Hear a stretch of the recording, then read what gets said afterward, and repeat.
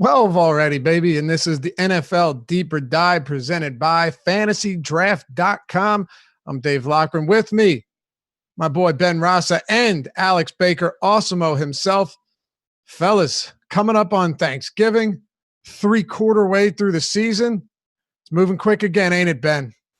It really is. I think this is the last week with buys, so we're really at the home stretch already. It's pretty crazy. Certainly is. How we doing, Alex? Different location. Where are we at? Yeah, I'm out in Miami. It's actually pretty nice here. The weather is a lot better in Chicago. I noticed that immediately. But that good weather is not the best DFS conditions I found. A lot of distractions out here.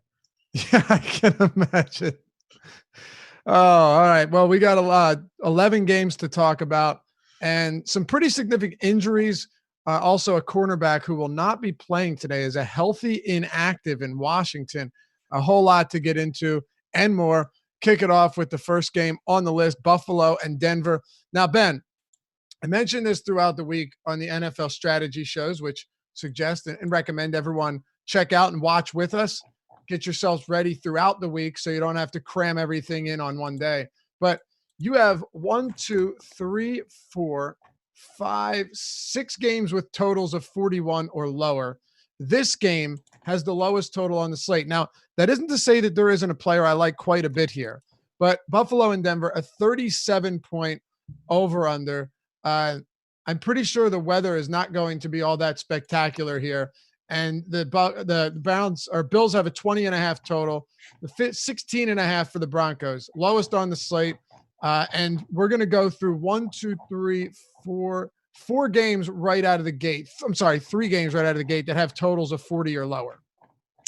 It's that time of the year. You know, the weather changes and it's cold. And I mean, I'm in New York. It's cold. It's rainy. It's not good. I see the wind may play a factor there. And these are two teams that even if they were playing in a dome, I don't know how much fireworks we would see. And just to echo what you said, it's not to say you just cross off this game and move on. I just think in terms of priority of stacking and things of that nature, really towards the bottom. So, you know, Buffalo at home, obviously, you know, you have Josh Allen who can run. You have John Brown, but he's, I assume, going to draw Chris Harris, who I think is a pretty significant downgrade across the board. And then on the flip side, you know, Lofty, we've spoke often about how good we think Tre'Davious White is.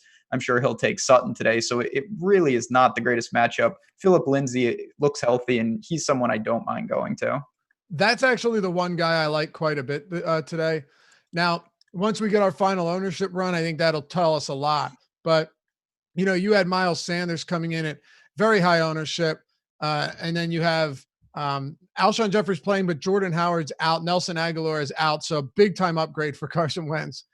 But Miles Sanders, after we had ownership an hour ago over at awesomeo.com, use the sign-up code Deeper Dive, one word, to get 50% off your first month. Ownership, player projections, you name it. The lot. All our best stuff behind the paywall. Get you 50% off your first month using Deeper Dive, one word. You can follow along with us if you're a premium sub already. But yeah, we got him at 19%. That's the second highest at his position and the sixth highest on the slate.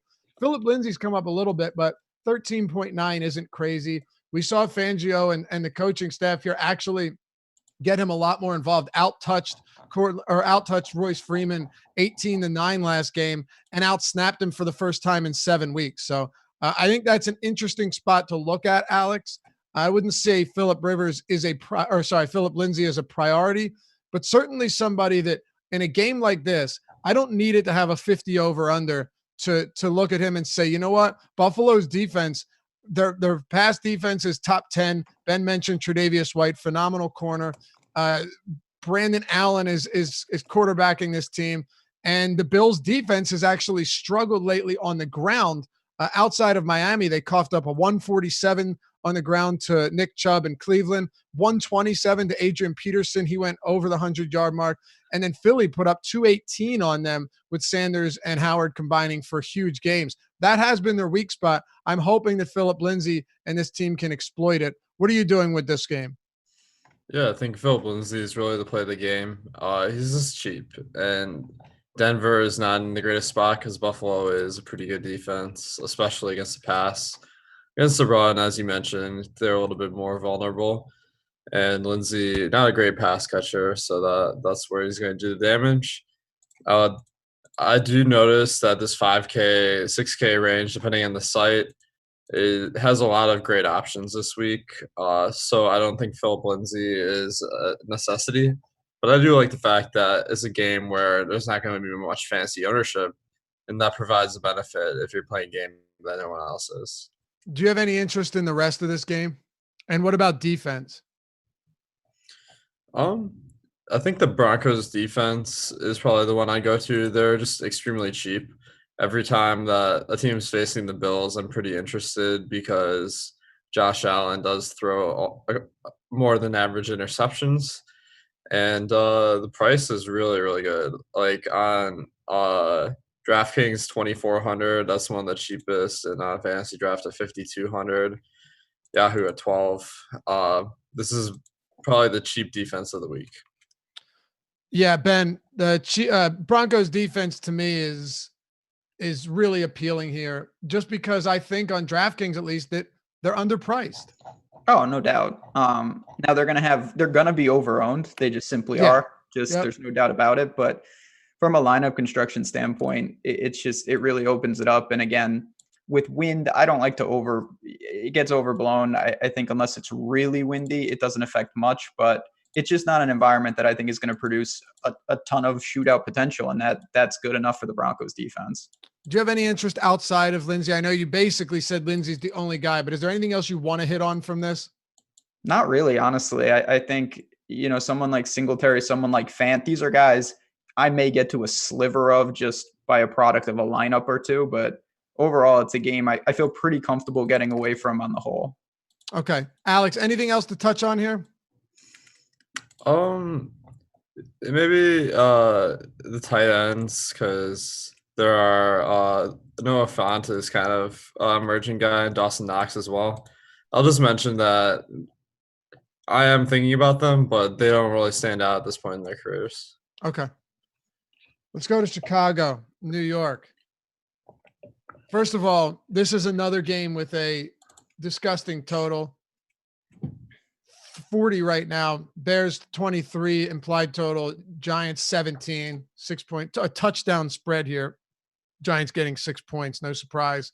But Alex, your Bears offense has definitely struggled this season, thanks in large part to Mitchell Trubisky's inability to, go through his reads.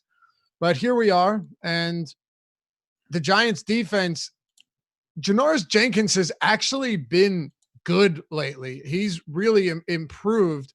And we know that he has the talent, the ability to be a good corner. So I think it's at least worth mentioning that if we're talking Allen Robinson. But Anthony Miller's coming off of a game where he racked up 11 targets. His work has been all over the place, to be fair.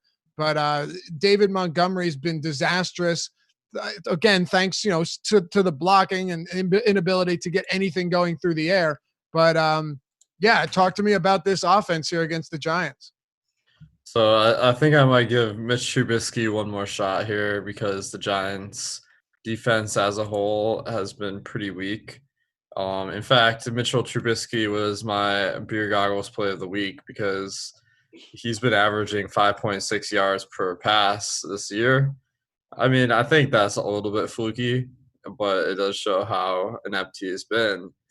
This Giants defense may be the panacea he needs because they're allowing almost 9 yards per attempt. And I don't want to mention any narratives, but there is a little bit of narrative that's appealing to me that kind of a comeback story with Trubisky potentially. Now, Allen Robinson is quite expensive, so I'm actually looking at Taylor Gabriel as probably my favorite play on the receiving end, as well as Miller. I think that their tight ends being out, Trey Burton and Adam Shaheen, that should mean more targets for everyone else. How about you, Ben?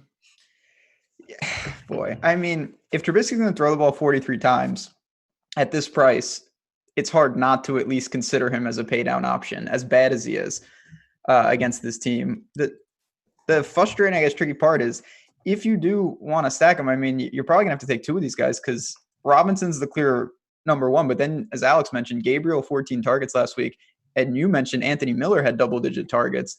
Those are three guys in the passing attack that it's hard to kind of distinguish them. Then you add in Tariq Cohen, who we know catches out of the backfield, and then there's Montgomery. If they get ahead, maybe they lean on the running game. So it's tough to decipher the Bears despite being a favorite at home. I probably will take some stabs with the receivers just because the price tags make it pretty easy to get there. But even in a great matchup, it's hard to trust this offense as a whole. Yeah, I really don't have a lot of faith in them. And I actually think there are a number of 5K running backs that I'm really not afraid to get to. Could Montgomery go out and have a good game here? Sure. Sure. They're touchdown favorites. The Giants are not a good football team, so I get it. Let me ask you this then, Ben. When you're looking at some of these 5K guys, players that we'll get into momentarily, I'm using just DraftKings scoring for a moment. James White, David Montgomery, Miles Sanders, Philip Lindsay. I'll throw Brian Hill in there, but I think I know your answer there. Point is, there are a lot of guys here at this price range that make it so you don't have to get real heavy on one specific back. Where would you kind of list somebody like Montgomery in comparison to the guys that are priced around him? So for me, he's towards the back, and the volume I think will get there even in bad game scripts. The problem for me is just it's really he's got to fall in the end zone. He's touchdown dependent. Whereas I know James White is complete the opposite. He's going to only basically catch. But then you have guys like Sanders. I'm going to add in Darius Geis, who we'll get to, that I think just have a little more avenue to a productive game. So Montgomery, if you do that, I think you really have to structure this game properly because in certain game scripts, I don't see a big window where he gets there. Okay. Alex, same question to you. Would you put Montgomery towards the top of the 5K range, towards the bottom of the 5K range, somewhere in the middle? Towards the bottom, I think that there are just a couple of really standout options. We already mentioned Lindsay. Montgomery, he does get most of the rushing attempts for the Bears, but they don't rush a ton compared to some other teams, and he's not a great pass catcher. Okay. Do you guys want anything else from either side of this game? We can obviously spend a second here on the Giants, but Saquon Barkley has struggled. My personal thoughts this week is if I'm going to pay down, or not pay down, but if I'm going to get a running back that's underpriced, I'd rather go Ezekiel Elliott against the Patriots than go Barkley against the Giants or the Bears. That's just me. But all in all, it's a pretty difficult matchup. And the biggest thing, as I've pointed out a couple times this week already, Ben, is the Bears do not allow big plays. No team has allowed fewer runs of 20 plus yards than they have this season.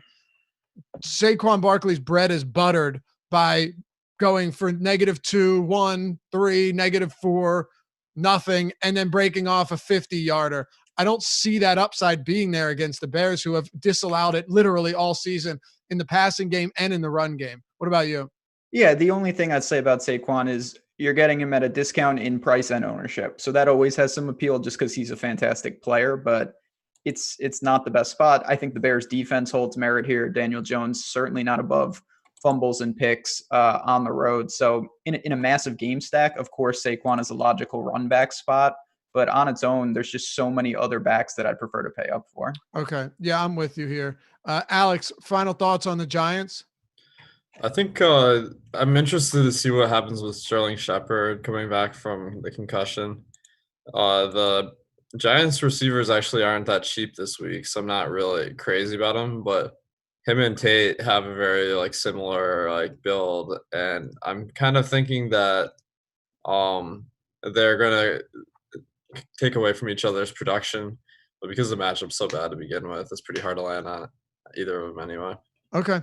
Cincinnati and Pittsburgh. Yet another one here that stands out as a pretty awful game. 38 over under. The Steelers 22.3 total, 15.8 for the Bengals. Bengals are 6-point dogs at home. Alex, this is another spot where if you wanted to tell me that, maybe Jalen Samuels is fine, all right, go ahead and do it. But at this price point, it's hard for me to get there. And And of course, the big thing here is Vance McDonald, right? Like, okay, and I'm going to let you take over because I think you like Vance McDonald. I don't know. Ben might like him too. I'm not saying that I don't think Vance McDonald is fine. My only issue here is that the tight end position, these cheap guys have such a low floor. Mason Rudolph is throwing 3 yards downfield every time. His deep ball is terrible, but not only that, like when it comes to Vance, you know that he's going to be targeted on short passes, and it's very possible that he finishes with like 4 for 40. He's as touchdown dependent, in my opinion, as any other cheap tight end. So the way I see it is, I get it, and in cash, I would not argue against that at all. But if he's going to be 20% owned as your highest owned tight end in tournaments, I'm very much okay with looking elsewhere at guys that aren't going to be nearly as popular and really have the same floor and ceiling. What are you doing with this Pittsburgh team, notably Vance McDonald? I really like the Steelers' pass game today. Mason Rudolph has been pretty bad on the year, only 6.4 yards per attempt. But Cincinnati's passing defense has been the very worst in the league. Way, way worse than even Miami, who kind of at the start of the year, we kind of pegged as the weakest defense in the league. And Juju Smith-Schuster is out. He hasn't been doing great, but he gets targeted a lot. What that means is those targets are going to be going to guys like Deontay Johnson, James Washington, and Vance McDonald. I think this is a really nice spot for all three of those guys. Now, Jalen Samuels, I'm completely off of. The price is really high, and I think Benny Snell coming back is going to be significant because he's more of the running back, and this is a game script that's probably going to be favorable for that. So I think Jalen Samuels is an obvious fade for me. Okay. Ben, what about you? Are you heavy on the Steelers passing game as well? Not really. So Jalen Samuels, easy fade. I'm with you guys. Vance McDonald is the one that's giving me trouble because the targets are there. Obviously, with Juju out, it's an easy stretch to think that maybe he takes on more. I have him in my cash lineup right now. He may be my preferred pay down option at tight end, but he is similar to the Broncos defense, in my opinion, almost. He is going to be over-owned. He just is. There's no doubt in my mind about that. So I'll have to work around it. And then you have, Washington, Deontay Johnson. It's hard to separate them, first of all, and I'm not sure how much Rudolph I'm going to have. That's really the issue. If I'm going to take them and Vance in a lineup, I'm going to use Rudolph. I think that's pretty easy. So it's just about structuring, what do I do at the quarterback situation with the Steelers, or do I try to get by with maybe just taking one of them as a one-off in certain builds? Not that this is a stat we normally use for pass catchers, but I want to because it's funny. Vance McDonald has 21 targets over the last 3 games. He's averaging 3.5 yards per target. Pretty solid. Yeah, that's not the answer. Pretty solid. Look, like I said, I get it. If Vance McDonald goes off, has a big game, and I regret it, well, it's very possible that that's the case. I just think he's still very touchdown dependent here. And I don't know, how many trips to the red zone Pittsburgh's going to be making. Vance McDonald scores.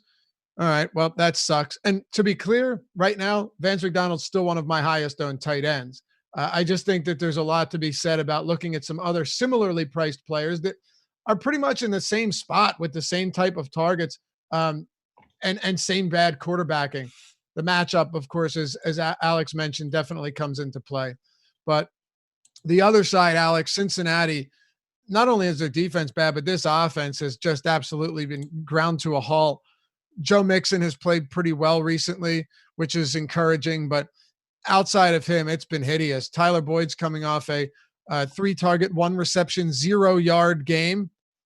Auden Tate is coming off of a concussion, and I still don't have any word on him. The whole offense is just bad. Yeah, I agree. I mean, they haven't done anything for fantasy aside from Joe Mixon, who I think is a pretty decent option because, I mean, we saw it 2 weeks ago where he had 30 rushing attempts in a blowout loss.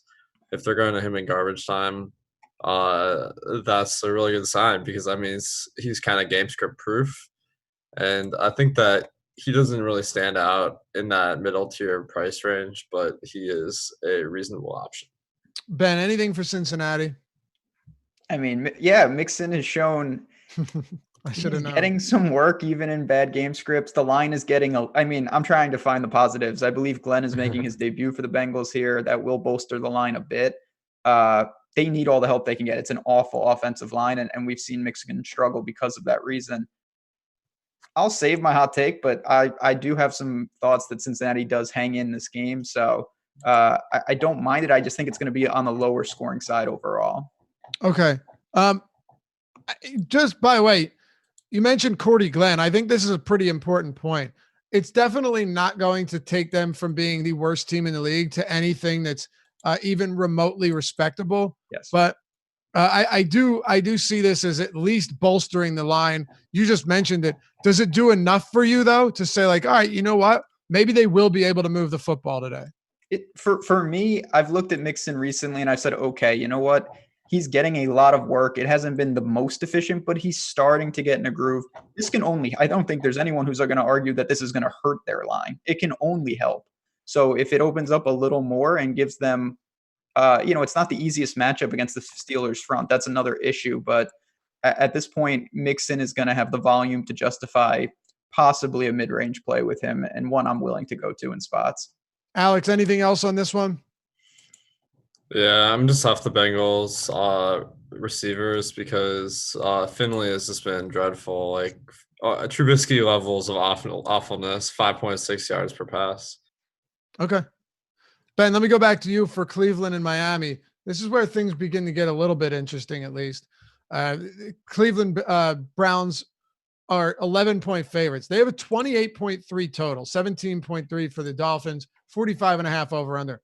But this total for the Browns is the highest of any team now on the entire slate.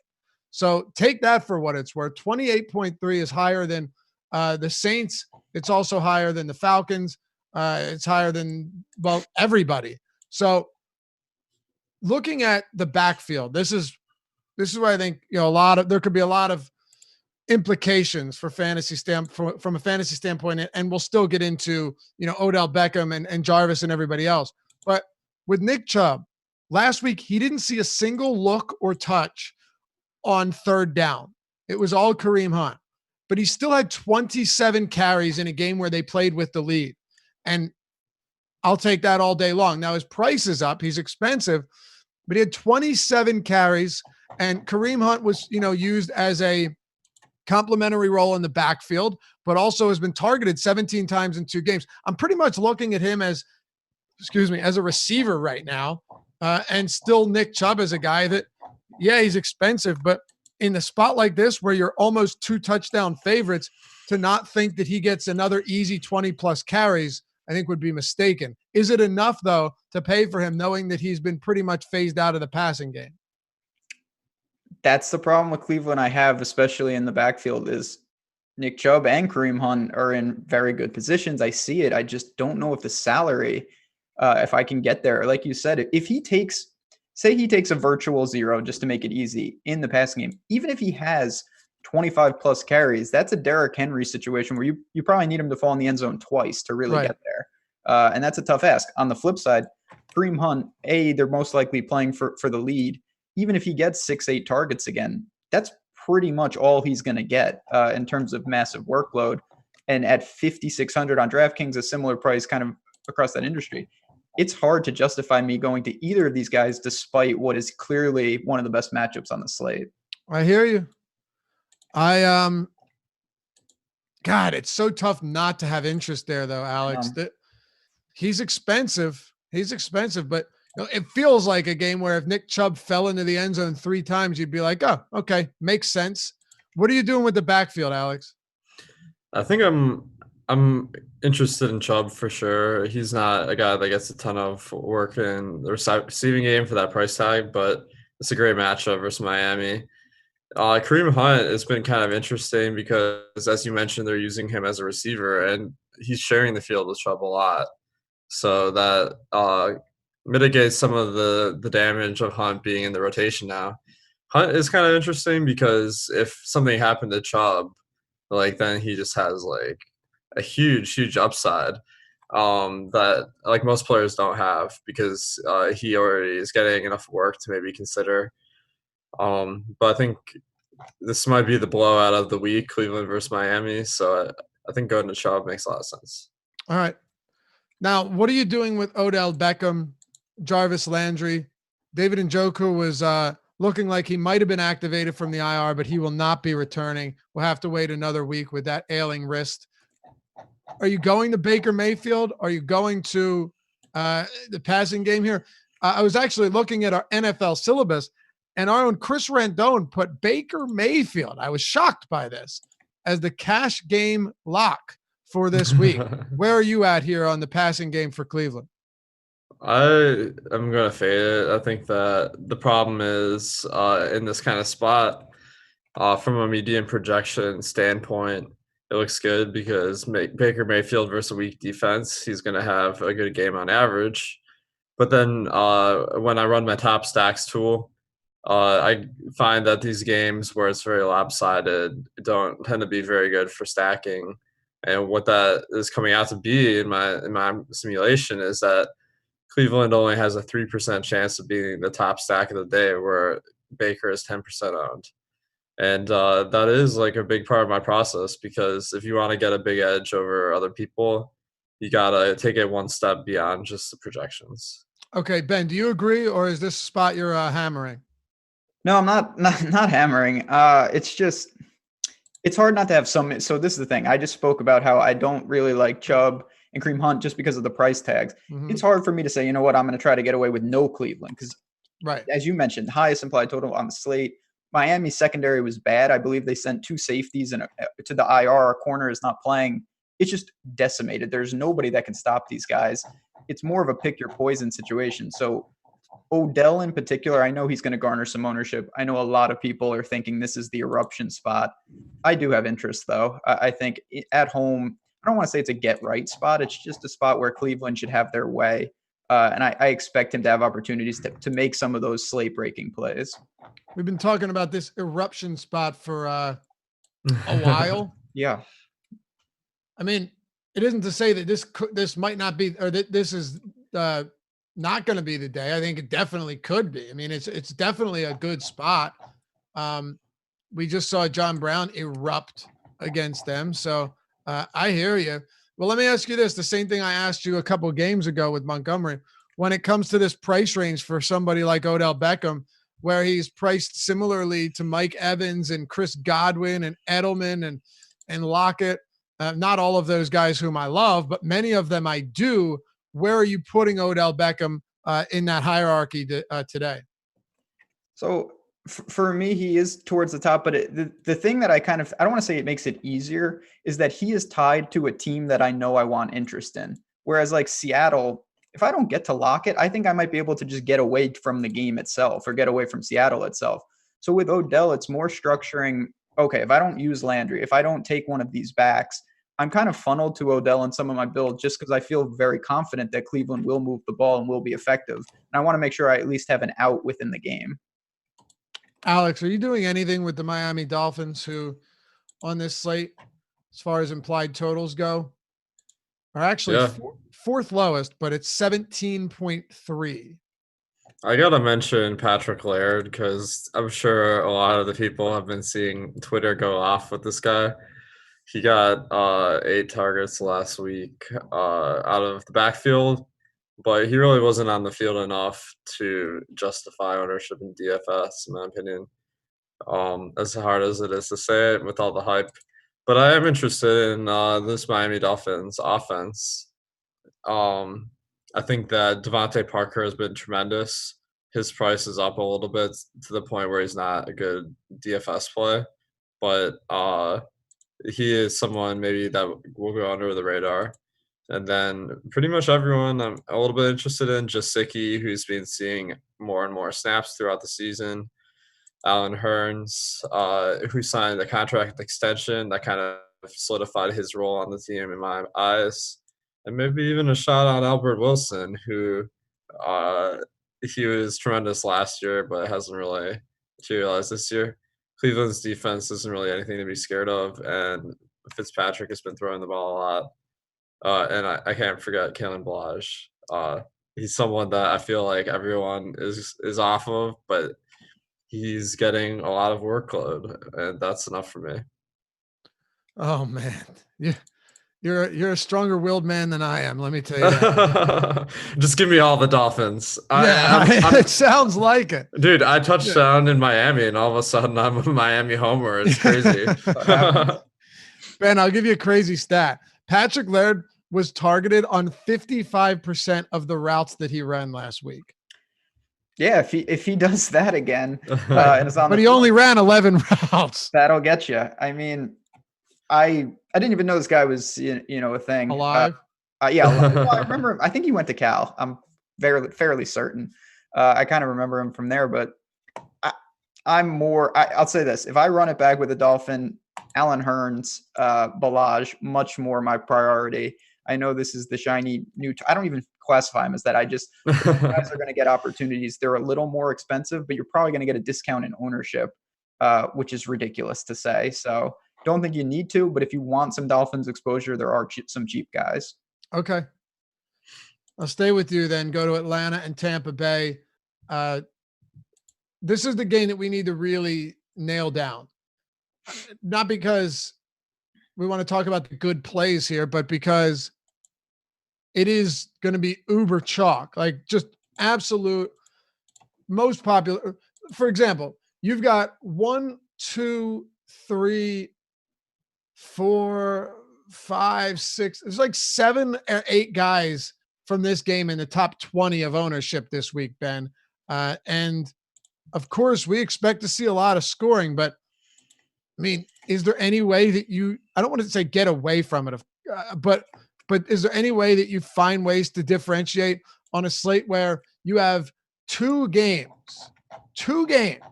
with an implied total or with an over-under above, well, one above 50 and nothing else above. Wow. The Eagles total has dropped 3.5 points since the open. It's Aguilar.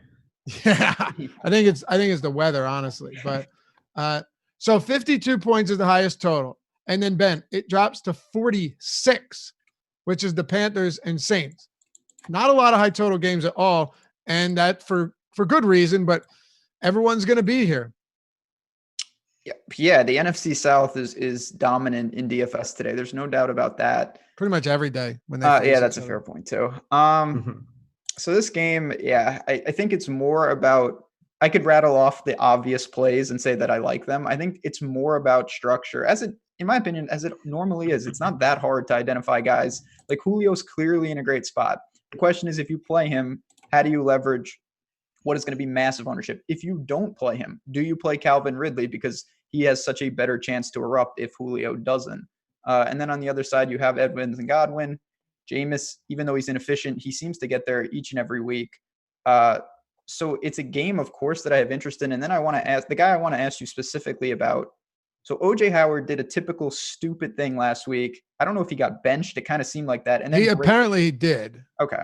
Because that was a dumb idea trying to catch it around. Oh, it's absurd. So dumb. Cameron Brate erupted in terms of targets. Was that a 1-week thing, or is Brate now taking kind of back over? Because if you want cheap exposure to Tampa Bay, that is a spot I don't mind looking if we get clarification. I liked OJ Howard last week. I thought he was finally finding his footing. He had run like the second most routes at his position the week before that, scored, found the end zone, looking good. 1 target. I said, all right, here we go. Boom. It's over immediately. That was it. Correct. So maybe that is a spot to do it. I don't know, Alex. What are you doing here? So, I mean, this game between Atlanta and Tampa Bay is like a DFS wet dream because like every week we're like, we got to stack Atlanta or we got to stack Tampa Bay, like pretty much regardless of who they're facing. And now they're facing each other. 2 teams that just pass the ball a ton, and that's great for game stack. But I've had a lot of dreams, and not all of them turn out that well. You never know what's going to happen. You mean wet? Yeah, they don't turn out that wet. So the big thing is just in NFL, the game stack is such a common strategy. And the converse of that is that if there's a lot of correlation in the game, then the game fade is just equally viable. Now, about 1 in 3 people are taking either Jameis Winston or Matt Ryan. And I think that's about the chance that one of them will beat the highest scoring stack of the week based on my top stacks percentage. But that means I want to try and have a lot of exposure so I can get that 1 in 3 chance. But there's a lot of other games that may be better to stack because they're So just like, lower owned. do you think do you see yourself coming in around the field here? Yeah, I could see myself coming in pretty close to the field. But there are a couple of quarterbacks that I really think are going overlooked this week that I might have more exposure to. Have we not gotten to them yet? Nah, not yet. All right. Ben, Julio last week had the James Bradbury treatment, held him under 100 yards again. Calvin Ridley exploded. Was a great spot. And now Calvin Ridley's still in a good spot, but his price has come up a lot. And you no longer have Matt Ryan having to kind of, he's still targeted Julio, but it's a lot easier to get to Calvin Ridley in a spot like that last week where the matchup is much easier. He hauled in all 8 of his targets. But Julio really, really popular here. I don't even care, unless he gets injured. I think it's going to be difficult for him to really disappoint. Brian Hill, I have no interest in. But on the other side, let's kind of just go through them one by one here. Mike Evans and Chris Godwin, like it's tough to say, hey, at these price points, that they can't be in all the highest tournament placing lineups because while they're kind of like Godwin's kind of volatile and Evans really is too. I mean, he dropped to 0 this season. He's had a couple really bad games, but they just have such huge ceilings. And I think Atlanta's defense has improved. They're getting the pass rush. They're getting to the quarterback. The defense in the secondary has locked things down a little bit more to keep the quarterback from getting the ball out quicker. And that's what we've seen. It's helped them get to the quarterback and generate some sacks. They have 11 over the last 2 games. But do you think Atlanta's defense comes back down to earth here? And how much interest comparatively to the rest of this slate do you have in Winston and Godwin and Evans? You already talked Howard, but a little bit more in depth here. So clearly Atlanta's defense has made strides, but they're not this good. I mean, they absolutely dismantled. Honestly, they dismantled both of them, the Saints and the Panthers. Really, the Panthers, though, 4 picks. And you mentioned it's the pressure up front. Now, Jameis is matchup proof in the sense it doesn't even matter if they're getting to him. He's going to throw it and he's going to make plays. He may make some really bad plays, but that doesn't matter. The question, it's tough. I don't think I'm going to allocate. If you go Winston, Evans, Godwin, run it back with Julio, people are going to do that. A lot of people relative to the what I think is the outcome. And it's a lot of salary to lock up. So I don't mind going to someone, of course, like Evans, as you mentioned, low floor at times. He also has basically 3 40-point games already this season. And Jameis will be someone that I'm not making an aggressive stand at. But as Alex talked about, when you have a game this polarizing, if you get the game right in the sense of dodging it, that's just as lucrative as going overweight on a lesser owned game and getting it right. You can just avoid the game and think, I mean, what percentage of lineups is going to have someone from this game? It's got to be 80-90% possibly. Like, this is really popular stuff with this total that high. I know. And well, not only that, but with no other totals being even close to it. Absolutely. The lack of opportunity cost in terms of where you're paying up, it's this and the other NFC South game. So I get it. I will certainly have plenty of exposure to these weapons. But again, I'm more concerned about how I structure it rather than who I play. Alex, do you want to drill down on any more specifics here, individual players, before we keep it rolling? Yeah. One guy I want to talk about is Calvin Ridley, because I think Calvin Ridley, he's absurdly popular this week, and I just don't understand why. Me neither. Yeah. I mean, it's definitely a box score thing because, I mean, there's a lot of great second wide receivers in the league, and they're almost all like overpriced on a week-to-week basis, and this is no exception. I mean, Ridley's been good, but with Julio to compete with for these targets, it's hard for him to justify the $6,500 price tag on DraftKings. On FanDuel, he's a lot cheaper though, at $6,700. So a little bit of site specific there, but I think if I had to lean one way, I'd probably just stack up Ryan and Julio. I don't really love any of the other options. And on Tampa Bay, I think people try too hard to like figure out, is Mike Evans or Chris Godwin better this week. I've heard a lot of people be like, this guy's better versus zone, this guy's better versus man. But the truth is, in fantasy football, we know a lot less than we don't know. And you might as well just pick one at random this week and hope that it works. Okay.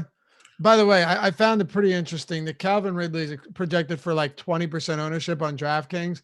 And someone like Kenny Galladay is projected for 2% ownership. 2%. Look, I get it. It's not Stafford, it's Driscoll, but Driscoll hasn't been that bad. He's still targeted him. Josh Norman isn't playing, which is actually not a great thing for Galladay because Norman's been terrible. But like at that, Galladay's getting what, 10 times the ownership or 10 times less ownership than Calvin Ridley. Those are some spots that I'm more than willing to look at. Ben, anything from this game before we keep it going? So I just to kind of, I guess, tie a bow on it. When I went to build this morning, especially in maybe smaller fields, I really thought maybe Julio could be upwards of like 60% owned. I'm going to take Ridley as an against the grain. It's not against the grain. That's the problem. If he's overpriced, right. If he was coming in 5-10% owned, I would say, oh, okay, I'm going to roll the dice. We know this guy can find the end zone. He's massively popular too. So it's very difficult for me to justify that when you're not even getting that much of a leverage spot in terms of reduced ownership. The pivot away is actually just away from the game, not from Julio to Ridley. Okay. That's a good point for sure. And because this game is so popular, you're not pivoting to one other player on the same team. Exactly. You know? And if you wanted to do it to Brian Hill, that just is gross. So. Yeah, then you just lose because that's not the answer. Wait, you guys are telling me Brian Hill's not a great play this week? He's gonna crush, you know it. Like, he's just gonna have a monster. I know it. It's gonna be miserable. All the other 5K guys, like low 5K, high 4K guys, are gonna suck. And Brian Hill is going to rip off 280 yarders. It's just going to happen. Seriously, I mean, every play that Brian Hill runs the ball is one where Julio and Ridley don't get a target. So there is some sort of correlation there. Yeah, I know, for sure. For sure. It's also every play the Falcons don't gain a yard. Yeah, that's the problem. But I hear you. I mean, honestly, I hear what you're saying there, that the ground game isn't going to be targeted at all here. He's just looked dreadful. But yeah. Oh, and by the way, one more thing. I don't know if this holds, but we've got him projected for pretty significant ownership. Like Brian Hill's still in the double digits. It's not like he's going overlooked entirely. That's Patrick Laird levels of ownership. Patrick Laird's probably at like 0.1. 1.5. Oh, he's getting a little love. Yesterday, and on the contrary, though, Peter Overzet guaranteed he was driving up the ownership, and he'd be 3% or more. Oh, wow. Okay. Well, New Orleans, Carolina, second highest total on the game, but you've got to work your way pretty far down to find it. It's at 46 points. The Saints have a 28 implied total, though. Carolina at 18, 10-point spread. Big time favorites here are the New Orleans Saints. All right, Ben. Michael Thomas, prices come down, but he's still very expensive. Alvin Kamara, right now projected for the to be the chalkiest player on the slate, which, look, I get it. Very, very, very concentrated offense in New Orleans. They've got a 28-point total here. What are you doing, man? So, yeah, this is, boy, it's a game that, like a lot of people, I do really like. But the prices on the Saints are always like that because they have two massive options. Christian McCaffrey, most expensive guy on the slate, as he should be. So it's just very hard to structure. Now, I'm a little salty because Kamara, the week to get Kamara was last week. I really liked him in that spot, and he should have had he had a good game. He could have had a massively good game, though. Touchdown called back, and just if he's going to see 10 targets, these spots are, for me, really easy to get to. So I do lean to the backs. The problem I have, Kyle Allen was really disappointing last week. I don't know exactly where he's at. Now, DJ Moore still finds a way. When you're getting 15 targets, that'll do it. But other than the main weapons, this is not a game where I see a lot of cheap exposure. So if you go here, you're going to use a lot of your salary. Oh yeah, no question. What about you, Alex? Do you have different thoughts? And essentially, how much stock are you putting into the Saints offense this week with some expensive options, but also, a very high projected score? I think the Saints are kind of my spend up to be contrarian stack of the week this week. I think that it's not a very competitive matchup, so I don't like that versus Carolina, where the Saints are 10-point favorites. But there are two outs here. Either the Saints can run up the score in the first 3 quarters, passing the ball, or Carolina can put up some points too, and then you get a situation where Drew Brees has to keep throwing the ball. But Drew Brees is only 6% owned, and compared to his offensive potential, where I have him projected for like 300 yards, Michael Thomas being about a third of that, you have a nice correlation there and a highly efficient offense. Okay. On the Carolina side of the ball, we have some question marks for sure. Kyle Allen coming off a miserable game against Atlanta. He threw over 300 yards, but had 0 touchdowns, 4 interceptions. Just an absolutely dreadful outing for him. But because Christian McCaffrey is so good, he dropped 33 fantasy points without getting into the end zone, 14 carries, 14 targets. Pretty much any week you play him, Alex, he is very solid. But this feels like one of those weeks where there isn't a ton of great value. It's a tough matchup on the ground. It isn't to say that McCaffrey can't beat out any matchup, but he's very, very expensive. Really, what I want to know here is, does Christian McCaffrey make it into a lot of your lineups, or is this actually the week where we come in underweight on him, even though his ownership right now isn't projected to be all that insane at all? I think he's an interesting pay up to be contrarian spot because, I mean, he represents so much of a workload that if Carolina goes out and exceeds expectations today, then we're going to see McCaffrey have a huge game. But when it comes down to a median projection, I think that he's one of the worst plays on the slate. So I'm a little bit torn here. I'll probably just lean in other directions on teams that have a bit more potential this week, but I don't think that is a horrible play. Yeah, I mean, Ben, he's always giving you slate breaking upside, but 30 from McCaffrey on this slate probably doesn't kill you because of how egregiously expensive, justifiably so, but really, really expensive. You've built some lineups by hand. I'm curious to know how that's worked out for you in terms of maybe trying to fit McCaffrey, not being able to fit McCaffrey. What do you think? So I think Alex touched upon it. This is a slate. You got to take these guys not just in a vacuum as the slate. And the way the slate broke, people love Julio, and he's in an amazing spot. People love Kamara, and he's in an amazing spot. When you click those guys named, the first guy who gets X'd is Christian McCaffrey because you just can't get there with those type of guys. So immediately the ownership is discounted just relative to who everybody wants. On the flip side, if Christian McCaffrey has a huge game, it's not just about that. If Kamara and Julio Jones and those guys have a huge game, you're getting the savings and you're not going to get killed by it. So it's really more about lineup construction. I am certainly going to force myself to take some because if for some reason Julio, guys like Kamara have a middling game, the advantage you're going to have with McCaffrey could be immense just because of the way people are going to allocate their salary this week. Do you see there being enough like decent lower mid-range or value to get there? I think to get there, you're going to have to sacrifice the cheaper top end guys like Kamara or Julio. Right. I don't see a lot of ways where you can just jam like 3 of them and then pay down. Yeah, no way. I don't see that at all. Neither do I. So it's a straight opportunity cost against guys that are clearly cheaper and clearly in better situations, in my opinion. So you also have Marshawn Lattimore not expected to play.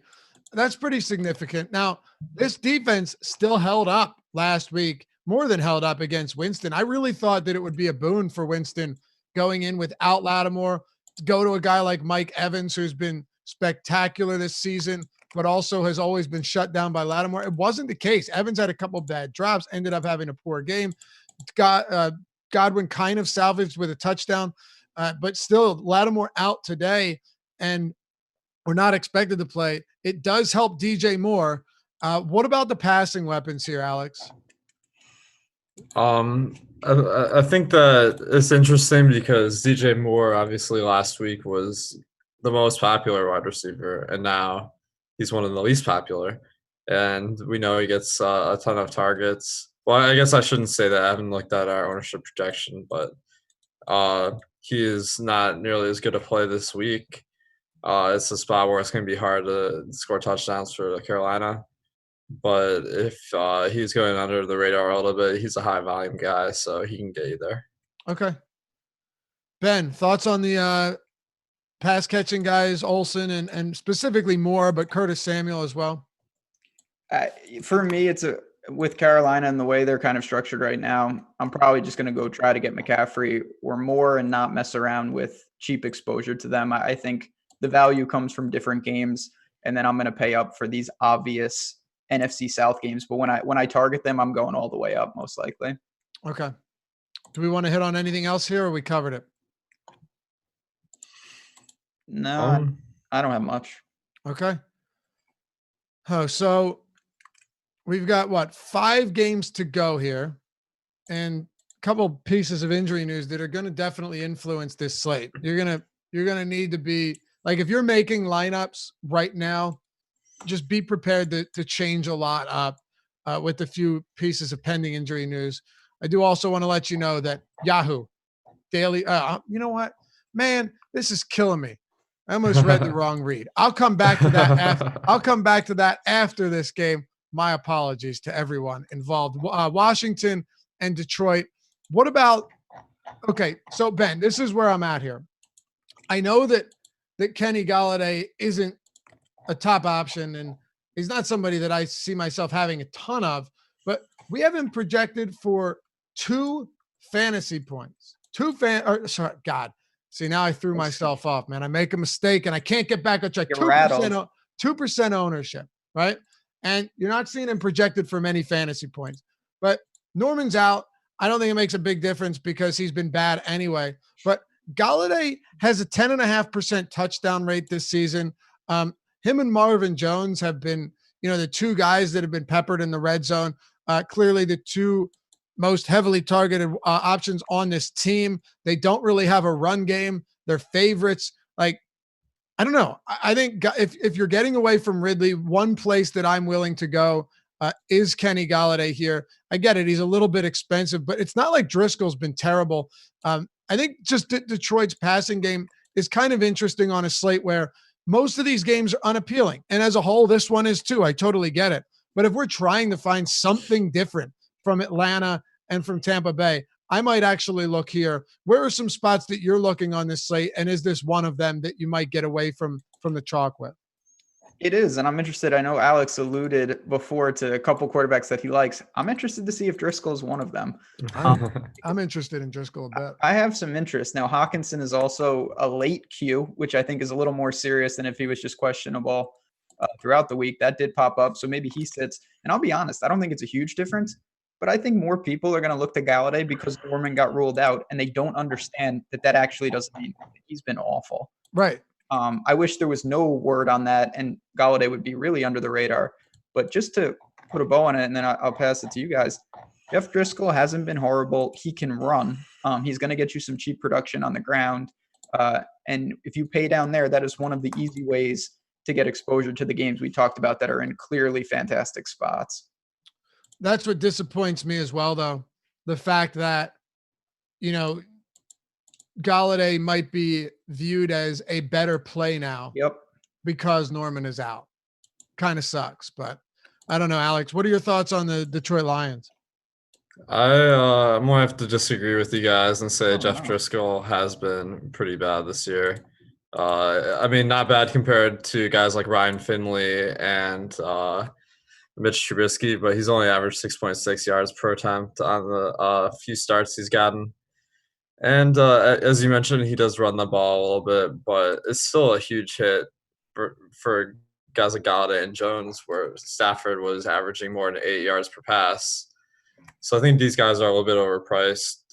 The game script sets up a little bit better for the running game. Versus Washington, they're a pretty sizable, or they're a decent favorite. So I'm looking at this guy, Bo Scarborough, who kind of came out of nowhere last week and ran the ball most of the times for the Lions. And I think that he might go a little bit under the radar this week. Okay. Just to push back a little bit on this, the two matchups that Driscoll's have, Chicago, like I've said, they do not allow anything downfield. They keep everything right in front of you. And then Dallas has done a pretty good job of sealing things up as well. They're not elite, but in terms of the actual matchup this week, I think if there was a shot for Driscoll to actually take some downfield shots and get some big opportunities to guys like Galladay and Jones, it's a much easier place to do it than it was against the Bears or even the Dallas Cowboys. So that's why I have a little more interest in him. But so for Scarborough, would you say he's one of your preferred value backs this week, Alex? I do like the price on Fantasy Draft and DraftKings. He's 89 on Fantasy Draft, 200 on DraftKings. Oh, That's it's a little nice salary relief from some other guys who may be 5K or more. And if he fits in your lineup, I'd go for it. I don't think he's a great play, but he should be in the mix. okay. Ben, Washington, we got, oh man, Dwayne Haskins. It's been rough to say the least. It's been rough. He did throw 2 touchdowns last week, but that game was just completely a mess from the beginning.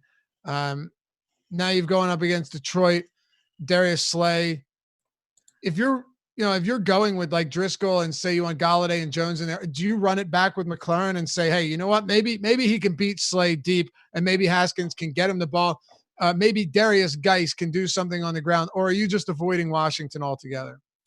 So that's the guy I want to talk about is Darius Geis. Boy, I haven't seen status on Chris Thompson. I don't think he is going to play, and I don't know how much it really matters, to be honest.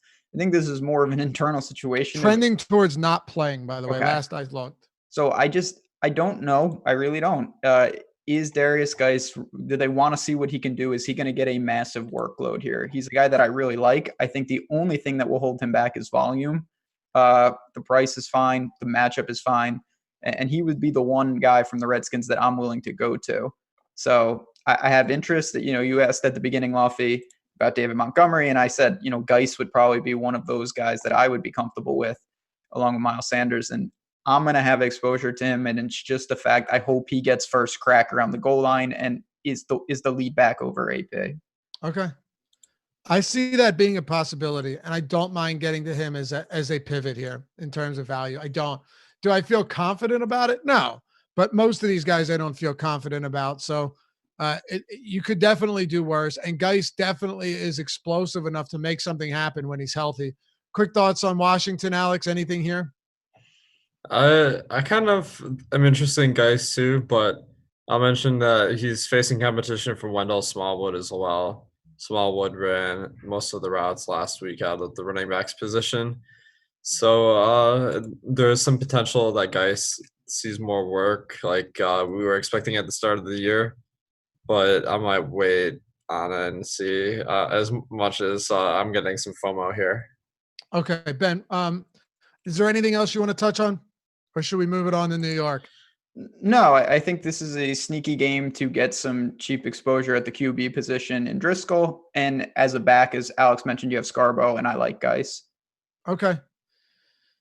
So we've got ourselves once again for week 12, the Hooters main event, only to be found at fantasydraft.com, which is the only rake-free daily fantasy site around.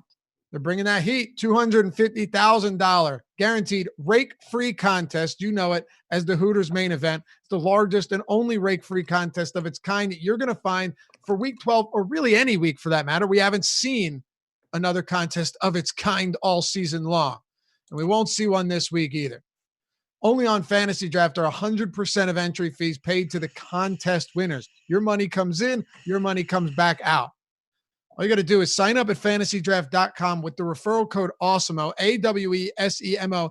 You get a free 7-day trial membership to play rake-free daily fantasy at fantasydraft.com. Get that $250,000 rake-free baller, or sorry, Hooters main event. It's very difficult for me today, boys. I'm struggling. FantasyDraft.com. It's the only rake-free daily fantasy site of its kind. Use the referral code AWESEMO, AWESEMO. Get a free 7-day trial membership. Get over there today. New York Jets, Oakland Raiders. Ben, is this a game that you think, number one, will carry ownership?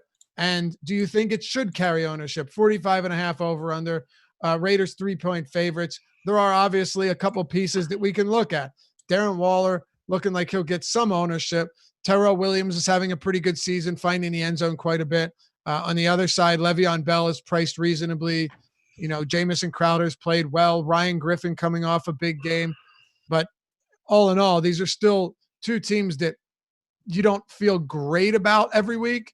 And New York Jets, their secondary is at least their defense is at least decent enough where it's not like the greatest matchup for Oakland. And you see that because they have a 24 total. Last week, they were at 29.5. Yeah, I mean, just look at the spread. I feel like if you ask, it's like, oh, Jets, one of the worst teams in the league. Oakland's going to make the playoffs. It's only 3 points. Yeah, good point. This is going to be a competitive game. I wouldn't be stunned to see the Jets win, as the line indicates. Le'Veon Bell, I think, makes a very reasonable cash play. He's going to have the floor. He's not going crazy in the target area, but he's getting enough, and Darnold can fluctuate wildly. So I do think that Bell is fine. Waller, tight end is just weird this week. I'm not getting to him a ton just because we do have Ertz up there. And if I go up, I mostly am getting him for you boys. But I really, it's a game that I don't think it comes back to haunt me. I don't have a lot of exposure to the quarterbacks, and that made it where I don't have a ton of stacks, obviously. What about you, Alex? Do you have anything heavily from this game? I'm pretty interested in Derek Carr. He's been very efficient on the year with 8 yards per attempt, and part of that's because he's got some new weapons in Tyrell Williams and Darren Waller. I don't think Oakland's a very popular team, so I feel like maybe there's not as much fandom kind of bolstering the ownership. So I'm pretty interested here. The Jets are a lot stronger versus the run than the pass so far this season. And I think Waller has been going he's undervalued by the community just because he's had a couple rough games recently. But as far as tight ends, he has one of the bigger workloads, and I think I'm pretty interested. Okay. Fair enough. Ben, Le'Veon Bell, he's fairly priced, but I don't think we should be pretending here that Lev Bell is just, oh man, 6,400. What a steal. No, he's been very pedestrian, and a lot of this is no fault of his own, but like, how much of a steal is this for Le'Veon Bell? That would be my question to you. No, I don't consider it a steal at all. I just consider it, he's going to have 20 touches regardless of what happens in this game. Blowout, if they blow them out. And so you tell me that Lev Bell at home in a competitive game is going to get that type of volume. He is in play here. That's why I think in cash, he's a very easy target. But how often is he getting, 30 plus fantasy points? Well, I don't know. He's, of course, if he breaks something or keeps scoring around the goal line, but the way the Jets are structured and the way they've been running this offense, more often than not, I think his range of outcomes is way more narrow than some of these boom bust type options. He literally doesn't have a run of 20 yards or more this year. Yeah, I mean, that just speaks to it. That's Lev Bell. He's very shifty. He gets it done here and there. It's just not an explosive offense by any stretch, and I don't think that changes today. Yeah, it is crazy. 161 rushing attempts, no plays of 20 plus yards. Yeah, that's pathetic. And it is, it's nasty here. Not that that's a huge difference, but not the best conditions when you have other games that are being played indoors. For sure. Alex, do you want to touch on anything else from the Jets here? I think the pass receivers are really tough to get to because they're just way too even as far as the targets. And that makes it so no individual player really is getting enough work to be worth a lot of DFS exposure. All right. Yeah, Jamison Crowder's price has come up quite a bit. Let's stick with you here, Alex. Philadelphia and Seattle. It is Yep, just started snowing outside of my window. It was raining all morning. It's snowing like monster flakes. So it's cold here. It's nasty. That field's gonna suck. Mind you, I'm like 20 miles outside of Philadelphia, but I would imagine we're seeing something similar there. Maybe just more rain and slop. But the total tells you all you need to know. It opened at 49, came down to 48 yesterday. Now it's at 45.5. So it's dropped pretty significantly. Yeah, that's a big drop here for the Eagles. 3.5 points. And by the way, the Eagles were opened at 3-point favorites. They're now 1.5 point dogs. So this is Alshon Jeffrey was expected to play. Now he's quote unquote iffy, according to Adam Schefter. Nelson Aguilar's out. Jordan Howard's out.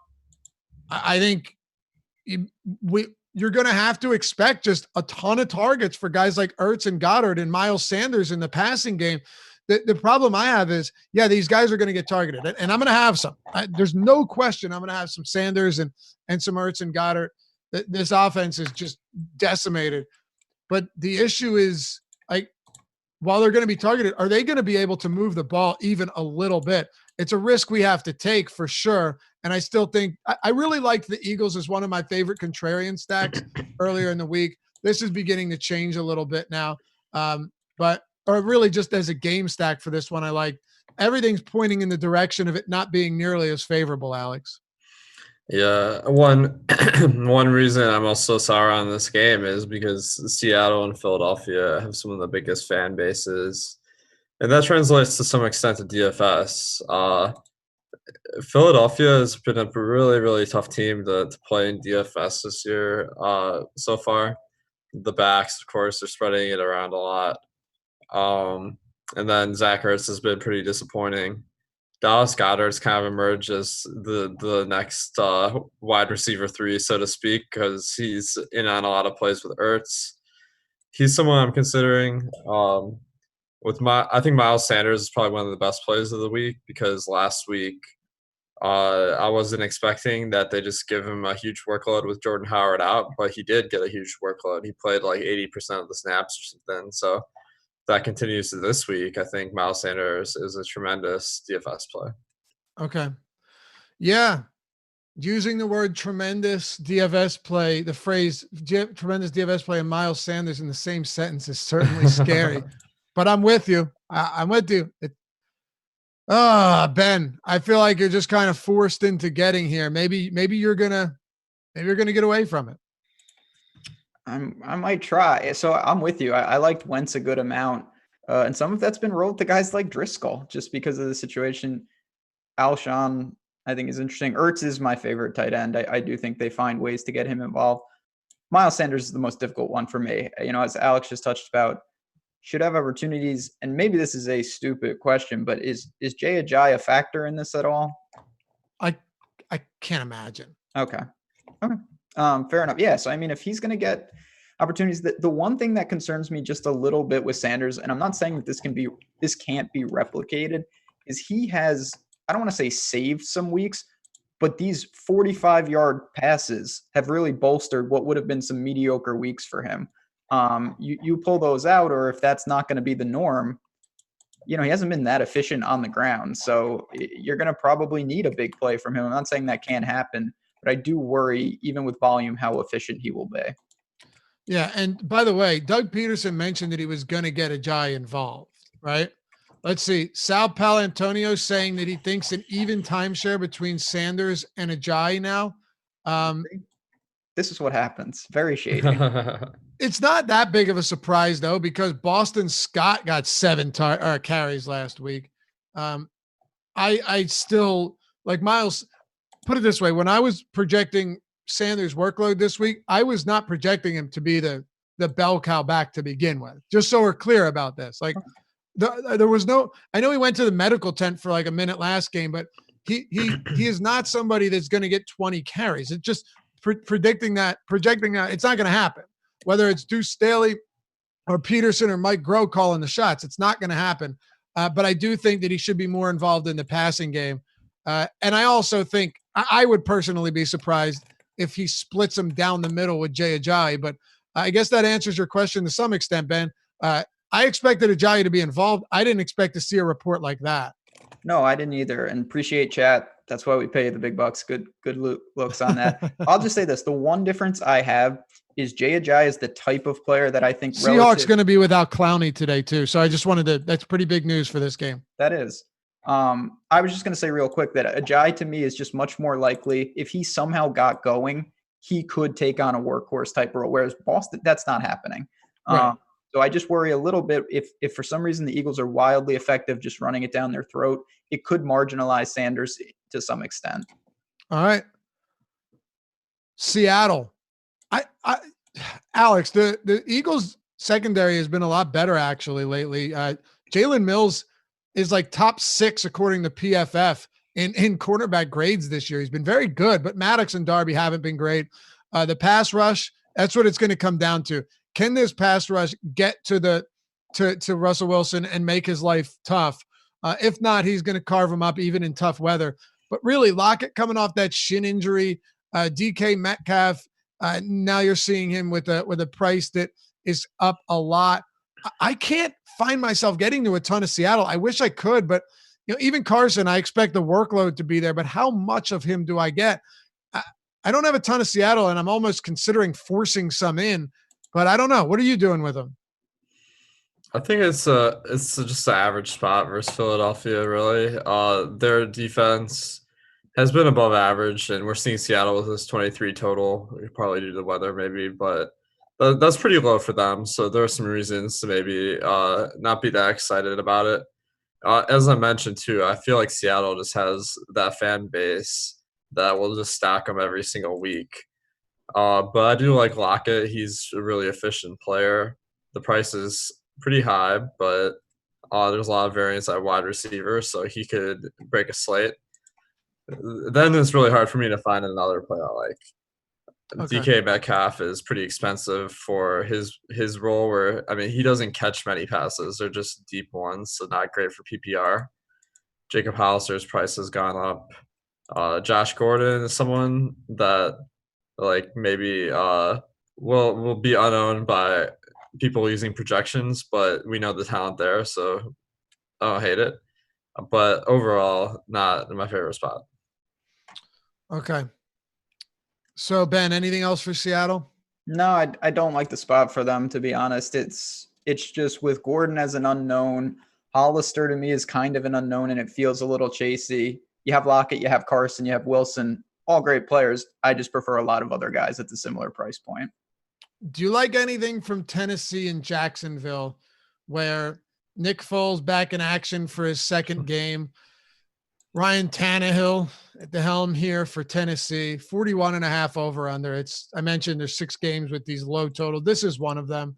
Titans are 3.5 point favorites. Kind of actually surprising to me. I was a bit shocked to see that. That'd be a bit closer. And then a running back in Derrick Henry, who has had a couple really great games this year and is still somebody that you don't expect to be heavily involved in the passing game. He won't be. Leonard Fournette is basically Derrick Henry with a few more short yardage passes and a slightly more expensive price point, Ben. But like I said, those 6-7 targets he's getting, even though they're going for basically nothing, are still the equivalent of a touchdown when he's hauling in 6 receptions a day. What are you doing with the running backs here? Oh, and by the way, Tennessee's run defense has been really good this season. Just to point that out there, Pro Football Outsiders has them as a top 4 run defense, and Pro Football Focus has them second behind only the Denver Broncos, whereas their coverage this season hasn't been nearly as good. Weakness has clearly been, outside at the corner. Yeah, I don't have much to say. I think Fournette is fine just on a volume play, but he's not a priority. Derrick Henry, I think, is in a better spot, but he's not going to have the targets he needs to have the Derrick Henry type game, and he can do that here. I don't think I'm forcing these guys in, but if I'm not going to mess around with the pass catchers, I think that's just way too much risk. So Derrick Henry or probably nothing from a game that is really far off my radar, to be honest. How about you, Alex? Yeah, I think he doesn't stand out a ton. Shoot, my Excel is frozen here. Anyway, I think this game should be pretty low scoring. I'm more on the Jacksonville side because I feel like their players are just better fantasy options. Fournette being a really high volume guy, kind of game script proof, and DJ Shark being kind of that guy who's been having an unbelievable season so far. And now with Nick Foles throwing him the ball, that might be a little bit of an upgrade over Gardner Minshew. So I think I'd be leaning towards Jacksonville here. Okay. Let's get to the last game here. New England and Dallas. So, Ben, here's the big thing. I just saw an alert or a tweet, and I want to read this because it could be important, and I'm going to tell you why. First of all, New England Patriots favored in this game. They're at home. It's in Foxborough, 44.5 total. They have a 25-point implied total, 19.5 for the Cowboys. Cowboys given 5.5 points in Gillette Stadium. So check this out. In Rappaport from NFL Game Day, Patriots quarterback Tom Brady's elbow is worth watching. He's going to play today, but how much of an issue will the maintenance be? Now, this could be nothing, Ben. But I already liked James White. And James White is a guy that I rarely like to play because the range of outcomes for him, it's like 10 to 15 points, right? Every week. He's never terrible, but he's never great. But now Mohamed Sanu, there was some discussion that like maybe he'd play, but I don't think that's going to be the case. Philip Dorsett is another guy who he hasn't even been cleared. I don't think he's playing. I don't know if he's been officially ruled out, but there's a good chance you're without Dorsett. And you're without Sanu. You no longer have Antonio Brown, and your run game has been completely putrid all season long. So that's a long way of me saying, to come full circle here, that Edelman's obviously going to get a lot of looks. Now, I want to be fair to the slot corner in Dallas because Jordan Lewis has been really good this season, but it feels like this could be the spot where James White gets peppered with targets. They use him as an extension of the run, and it's his best game of the year. Yeah, I mean, it's bad. If there's one weather issue, it's here. It's really nasty up there. Sony Michel, in theory, could be interesting. Wynn is back on that offensive line. Maybe they try that. But as you said, they've been ineffective on the run. So with the lack of options, James White is going to have to get there on a volume standpoint with the targets. And he can do that. He is not, 15 targets. That could happen the way they can use him. And I think that's what you're kind of going to need just because he's not explosive right now and the entire offense is stalled. Right. I just feel like you can, even if the weather's bad, you can still get these passes over to James White. They've run him a million times in their sleep. They could do that, It's a positive for James White, I think. Right. No, for sure. For sure. Maybe I misheard you. Alex, what do you think about the Patriots here? And are you at all concerned with Brady and how that could affect, he's already not been great. So whatever. Yeah, I mean, my rule of thumb is with the injuries, I'll take a look at the lines on these sports books, and no one's putting out a line for Brady to bet on. And that, to me, kind of indicates this is a real issue we need to be worried about. But how to apply that in DFS is a little bit trickier because, I mean, in most lineups, we're not going to have Brady. So, I mean, that's pretty much how you'd account for it.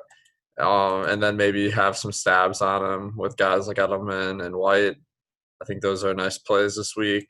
Sanu, I guess I read a report that he was feeling better today, but he'll be on a snap count maybe. It is really tough to find like other guys besides Edelman and White, I think. Okay.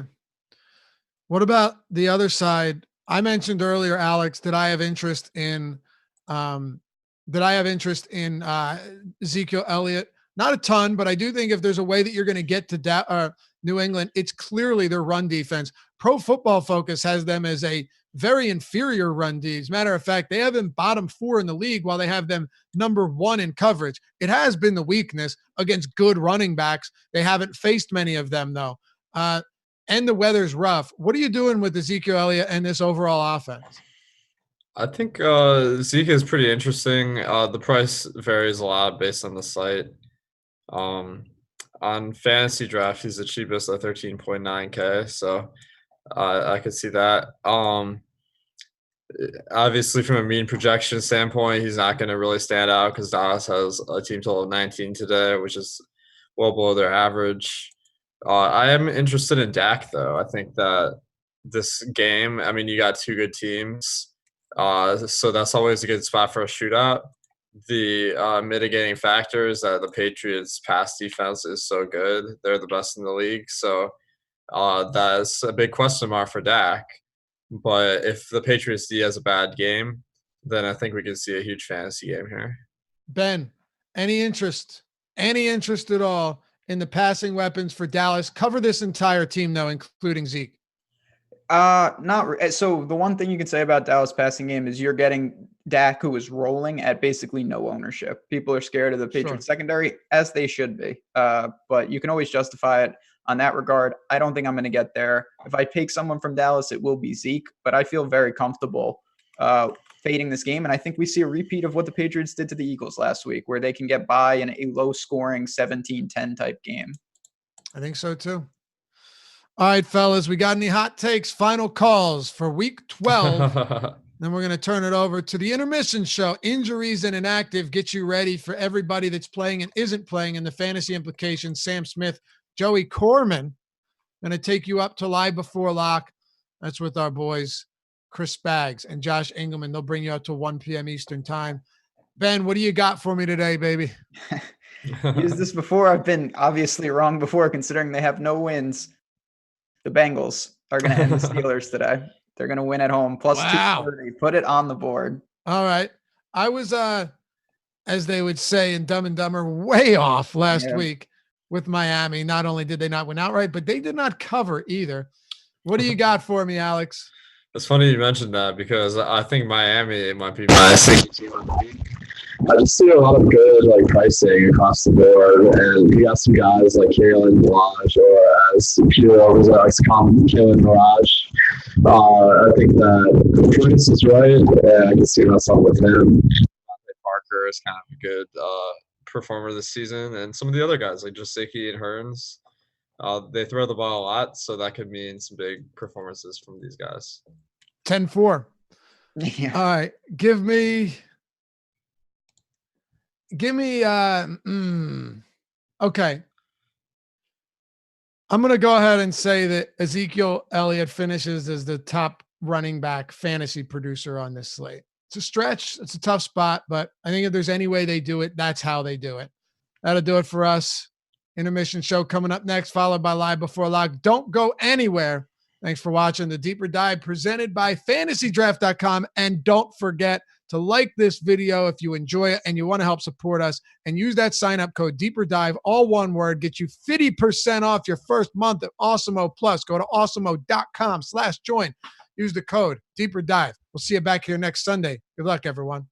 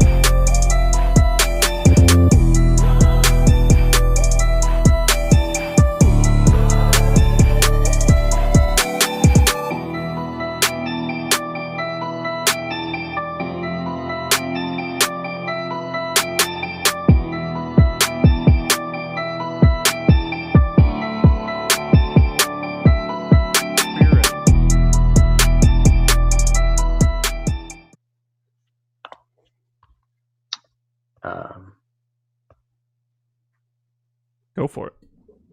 All right, should I record, Sam? Yeah, you're good to go. The host needs to record. You're live. Live? We're good. All We're right. good to go.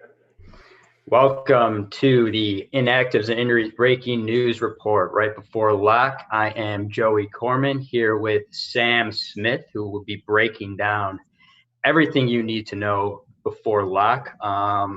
Sam, so let's get it started. But first, I want to read a quick promo regarding our sponsor, Fantasy Draft. Fantasy Draft is the only rake-free free daily fantasy site.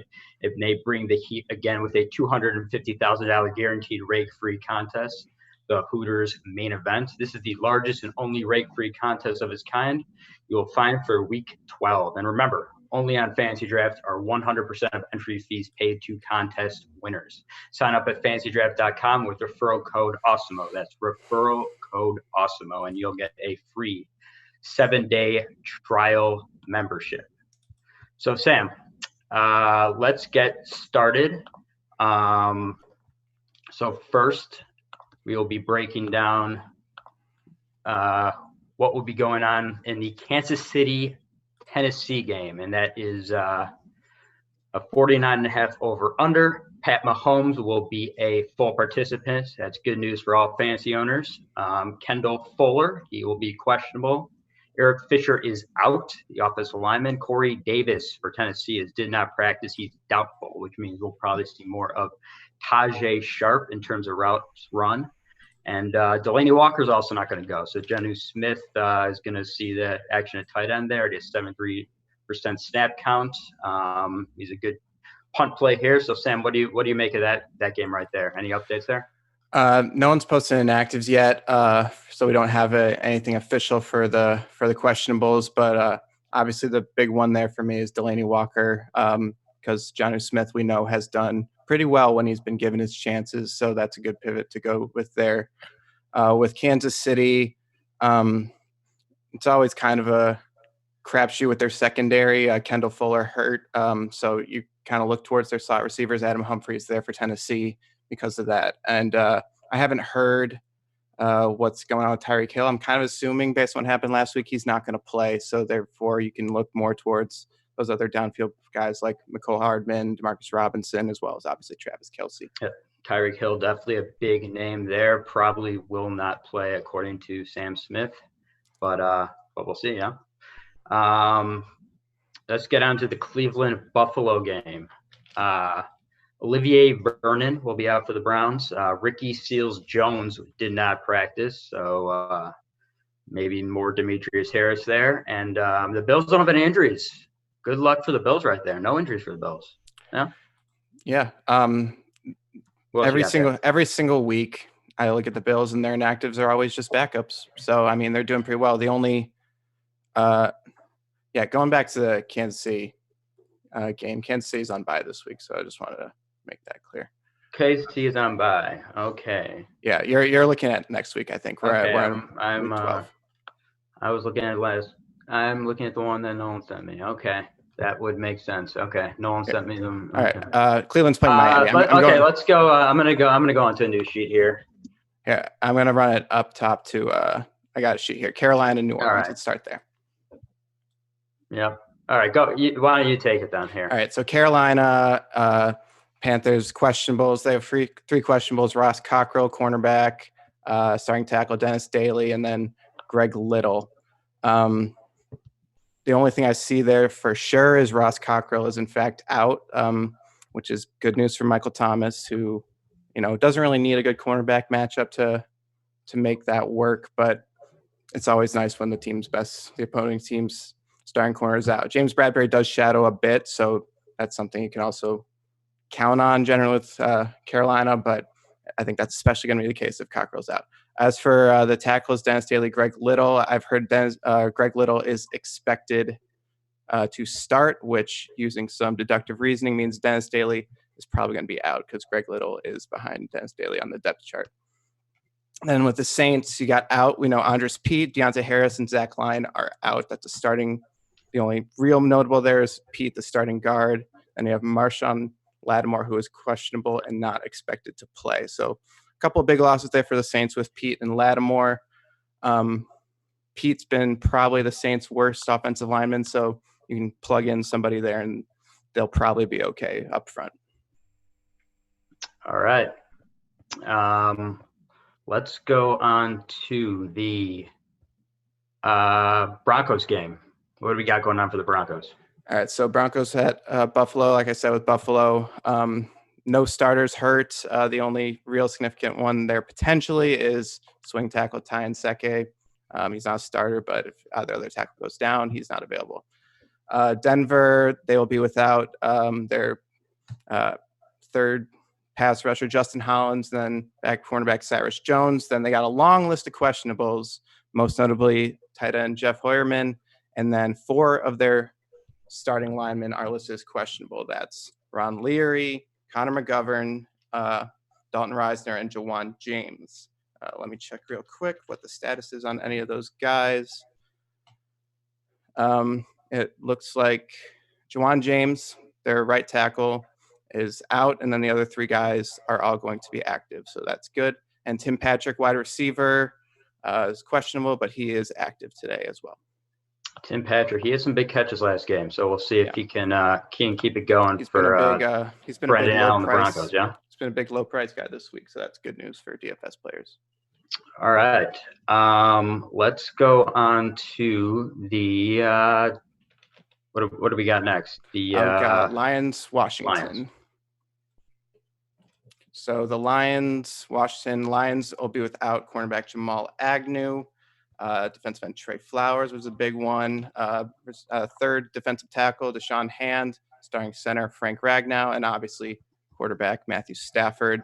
And then Rashawn Melvin is questionable. The Redskins will be without Vernon Davis.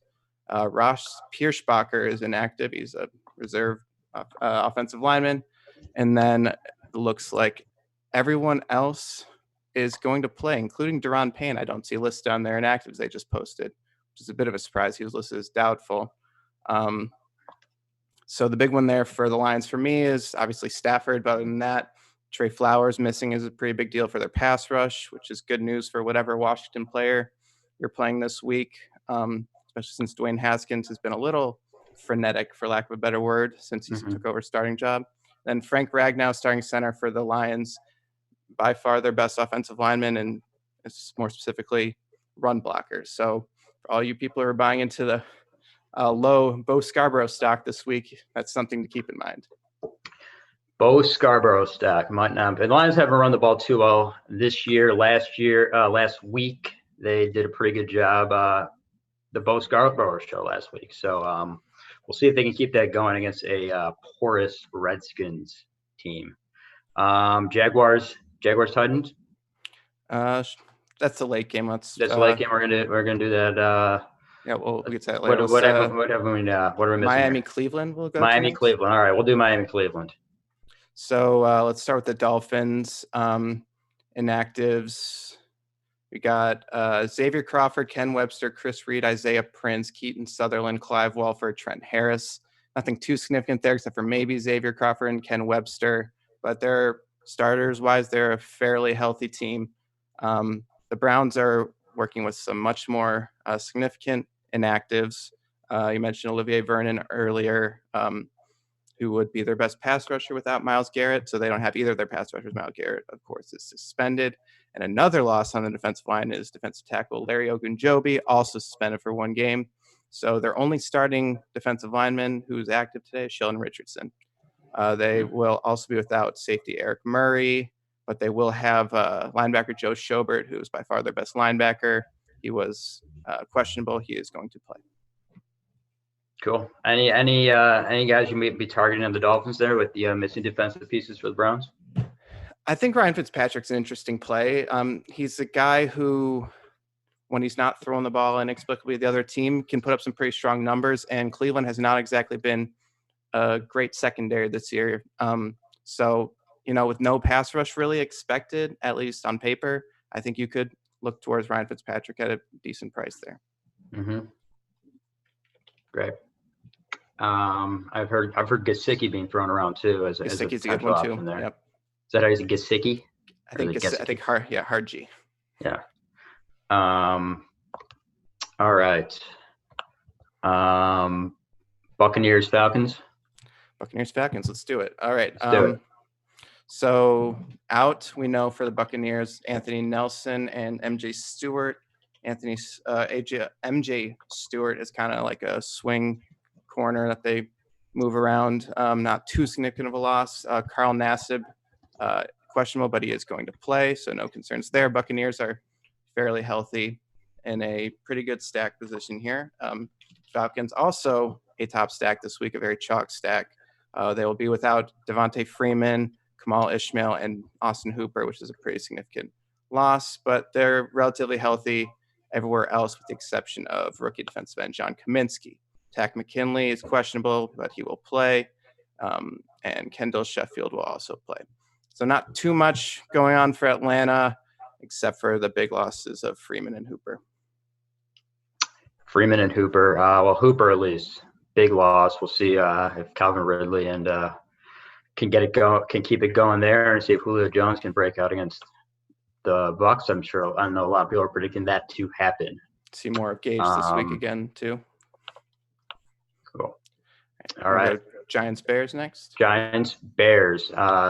That's why I'm filling in for Eric here, because he is at the Bears game. Stumbled into some Bears tickets. He stumbled into some Bears tickets, so I guess he really hates himself because the Bears are kind of bad. Exactly.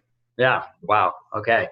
So let's see what we got here. Inactives, we have Duke Shelley, Trevathan, Alex Bars, Abdullah Anderson, defensive lineman, Bradley Soul, Adam Shaheen, and Riley Ridley, wide receiver.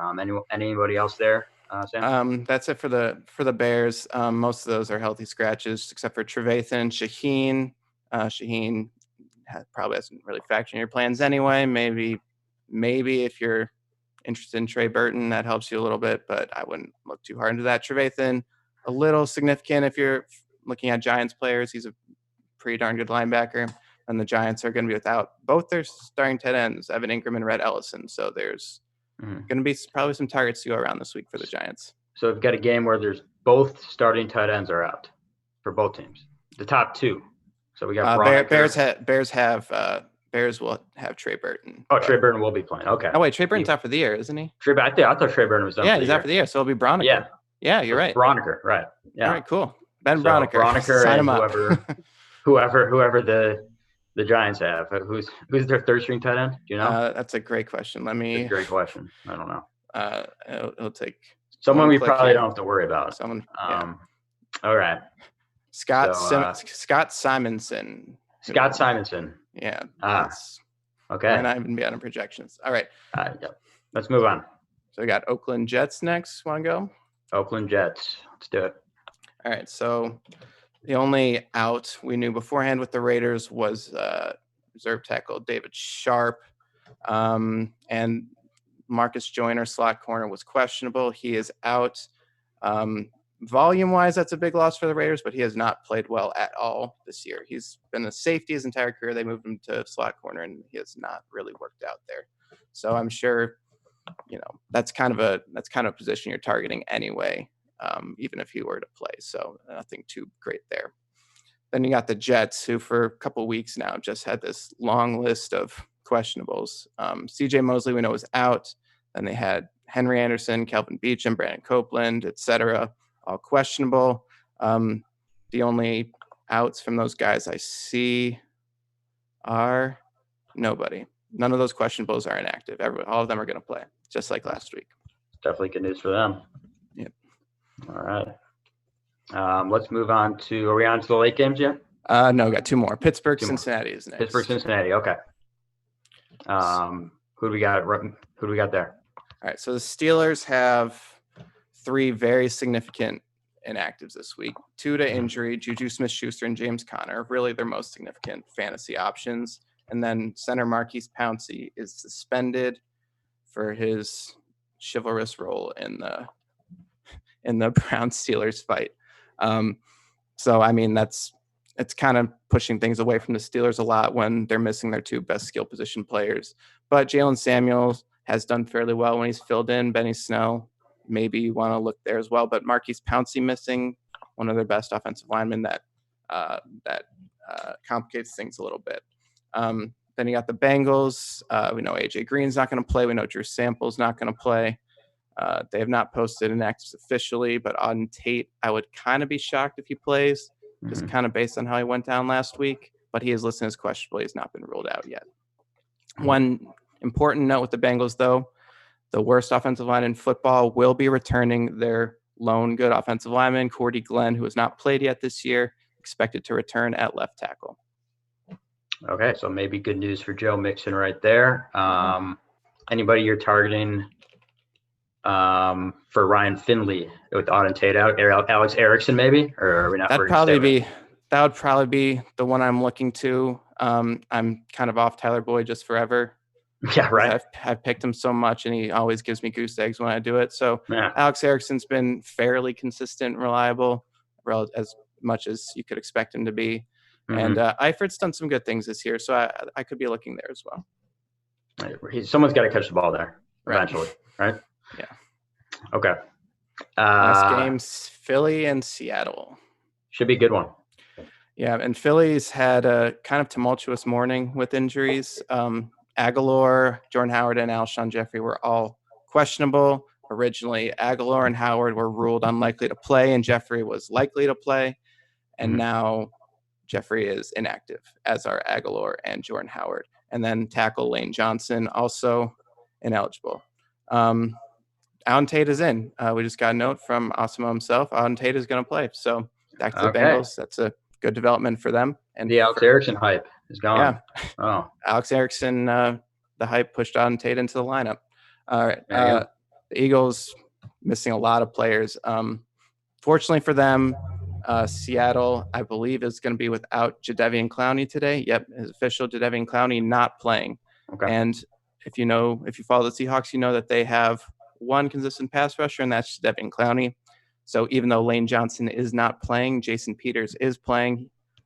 So you can't really expect Carson Wentz to face much pressure this week. And when he doesn't face pressure, he's a slightly better quarterback. Not much better, but slightly better. So without all the receivers, kind of how much do you count on Carson Wentz this week?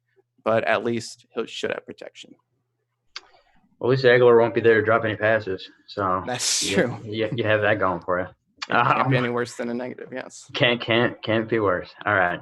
On to the late games. We have the we'll start with, who do you want to start with, Sam?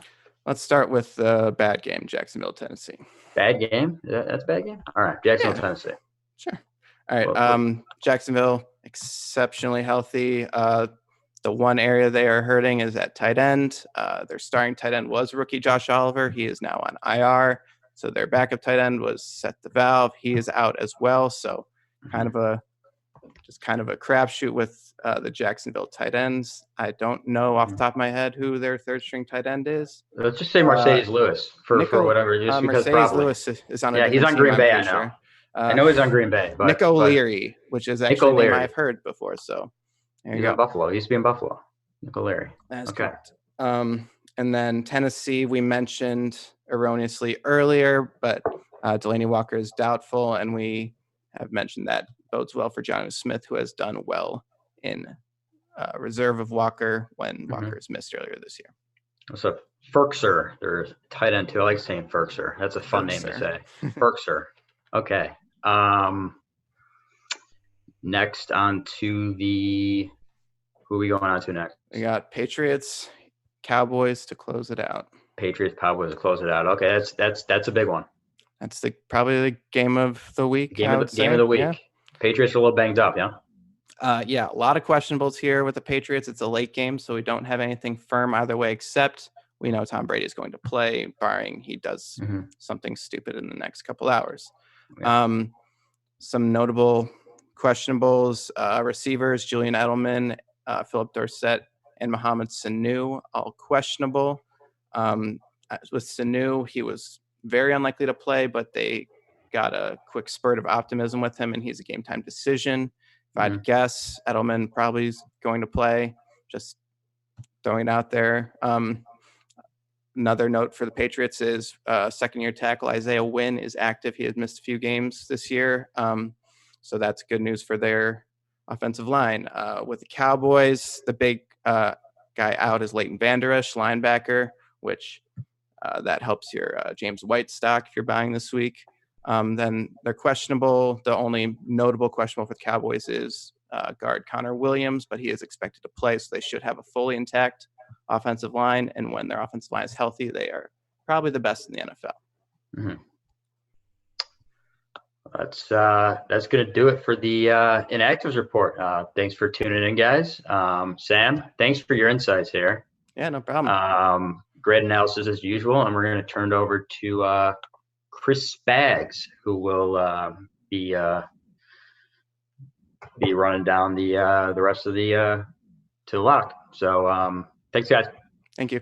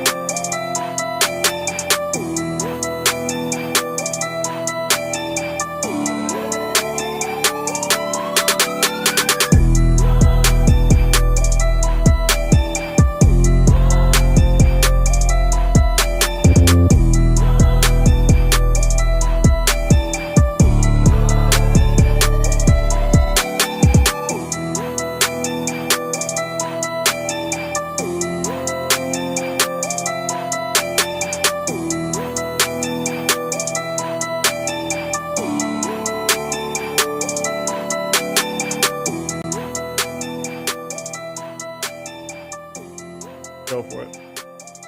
All right, what's up, guys? We should be starting up now. Hello, everybody, and welcome to the Awesemo.com Live Before Lock show. We're taking you through week 12 with 4 extra minutes to spare. So we're going to have a ton of great content. Maybe that extra 4 minutes will keep Josh from ruining your lineups this week. I'm Chris Fags, joined, as always, by my Sunday buddy, who I cannot wait to hear his 100-yard to TD pick today, the Chubster Josh Engelman. How are you doing, Josh? I'm feeling pretty good, baby. 12 for 12 on the line today. I'm excited. I think I'm getting it right, though, today. I really do. No, all jokes aside, I've been looking at NFL for like the past 4 or 5 hours, and I'm feeling pretty good.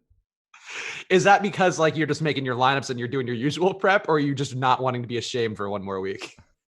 It's an interesting balance. I would like to be right to make it seem like I can just call things when I want them to, but at the same time, there is something pretty redeeming about being perfect. You are perfect. You know what else is perfect? Not paying rake in DFS. And that's what you can do at fantasydraft.com, the official sponsor of Live Before Lock. So right now, head over to fantasydraft.com and use that promo code AWESEMO, AWESEMO, for your free 7-day trial into the world of rake-free DFS, in which all of the contest entry fees are paid directly to the winners. Hooters main event is popping off today. The biggest rake-free tournament you will find in the DFS industry. Let's go to fantasydraft.com right now. Use that promo code AWESEMO. Josh, I'm sure you're playing Fantasy Draft today. I guess real fast, we'll do a little fantasy draft special here because we're starting early. You know, it's Sunday morning. My head hurts. Tell me, what's your fantasy draft play of the day? Not an official 100-yard to TD pick, so it's going to be good. Ooh, fantasy draft play of the day.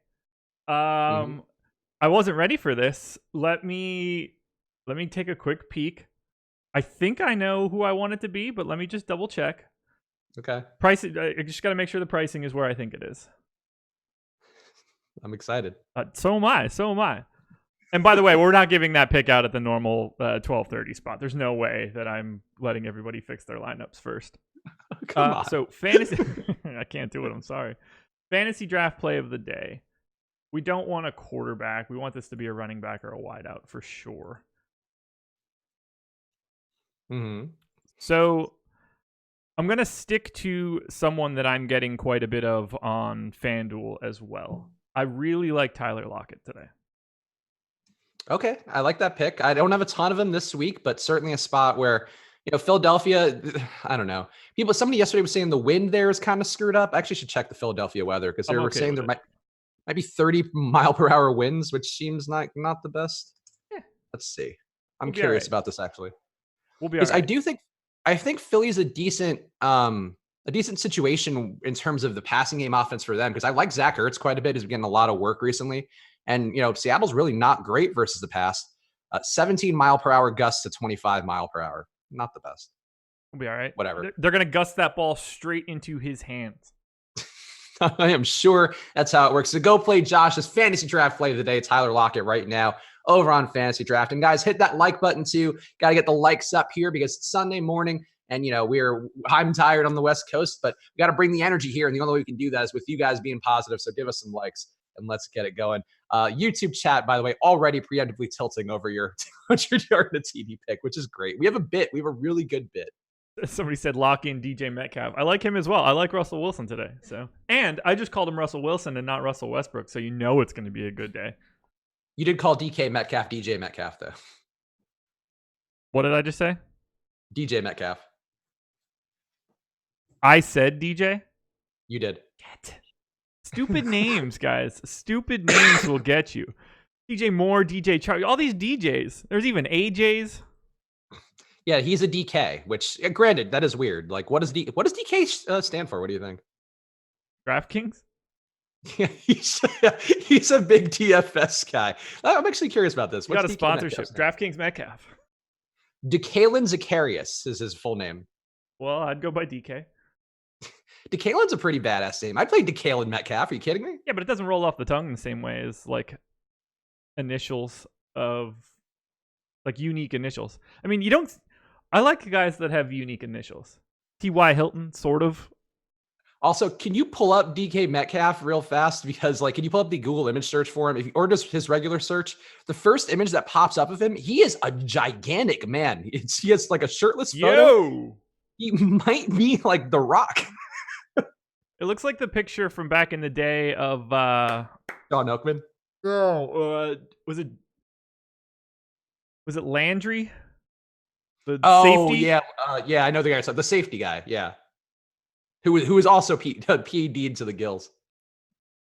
He ended up leaking a picture came out of him where he was just like even bigger than that. Look at this. This was the one that came. I have it up on my screen right now. This is the one that came out like where he got big in the off season. His biceps were like 30 inches around. He was still trying to play football. He looked like one of those guys who's getting the injections, like the Toradol or whatever. Not Toradol, but it's something like that, where they get like in the South America in particular, where they make their biceps really big without actually building muscle, except that it actually is muscle. Now I'm gonna stop. Now I'm gonna stop Googling pictures of shirtless men.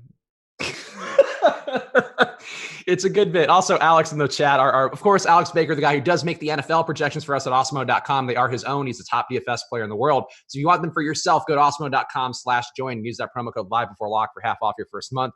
Alex says, personally, I prefer FD Metcalf. So, all the DFS sites. That could be Fantasy Draft or FanDuel Metcalf. Yeah, it certainly could. Also, shout out Giggity Gaming for the super chat. Of course, super chats do get priority. Premium Slack gets first dibs, but super chats we always hit first. And Giggity Gaming, not even asking a question. He is just saying, please don't curse the GOAT, Kalen Balazs. So obviously a big risk to have 100 yards on a TD today, always with that workload he has. You guys won't know until 12:50.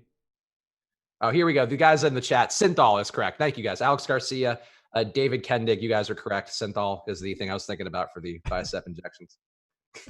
Up to this shit just got. Look, it's off to a weird start, guys. Have a good one to jump on, and we need to talk about the fact that DK Metcalf might be the Incredible Hulk. He might be shooting gamma rays into him. And not DJ Metcalf, who is a person that I'm not familiar with. No, that's actually my name when I'm DJ, when I'm spinning at Hyde. I'm sorry. You're delirious already. Let's talk about ownership here. Of course, the ownership projections are included with the memberships at Awesemo.com. And we do have a chalk play of the week who I am above the field on. I think he's in a smash spot. And I don't love using that term, but I do think he is really in a good spot today. Julio Jones, due for some positive touchdown regression, going against Tampa Bay. Going to be high ownership for Calvin Ridley, too. I don't hate going to both these guys, but I do think Julio is going to get the first crack and the best crack at a monster day against Tampa Bay's defense. So Julio, 31% on DK. Not on DK Metcalf on DraftKings. He's going to be a little bit less owned on FanDuel because of the price, but still 32% on there. Less owned relative to some of the other guys. I mean, Yahoo going to be owned as well. Fantasy Draft going to be owned. Julio Jones, what are you doing with him today? Are you with the field, above the field, under the field? Any inklings for you with Julio? I'm pretty much just staying right with the field. I'm finding it really difficult to get away from the Falcons just totally, but they're not. I can't get like well over the field or anything like that. Julio's getting owned a bunch. Calvin Ridley's getting owned a bunch. I think both of those guys should, just given the game, the way that they can be stacked. Alex kind of mentioned it a little bit on the Deeper Dive stream where, their odds of being in the top stack are really high, but the ownership is also there too. So I'm hoping that I can get different elsewhere in the lineup, but it's just a really, really nice spot for guys like Julio and Calvin Ridley. I mean, Ridley's only like 5% behind Julio on FanDuel right now. I didn't see the DraftKings numbers yet. Also, somebody in the YouTube chat, while we're talking real names, apparently Julio Jones's real name is Quintorris Lopez Julio Jones. What? I've known Julio Jones. He's been in my life for like a decade now. His real name is apparently Quintorris Lopez. Yeah, and Jones. that's Cantor 33. Like, he's not lying. No, and I'm looking it up on Google now. It definitely comes up. Wow. He should go by QL.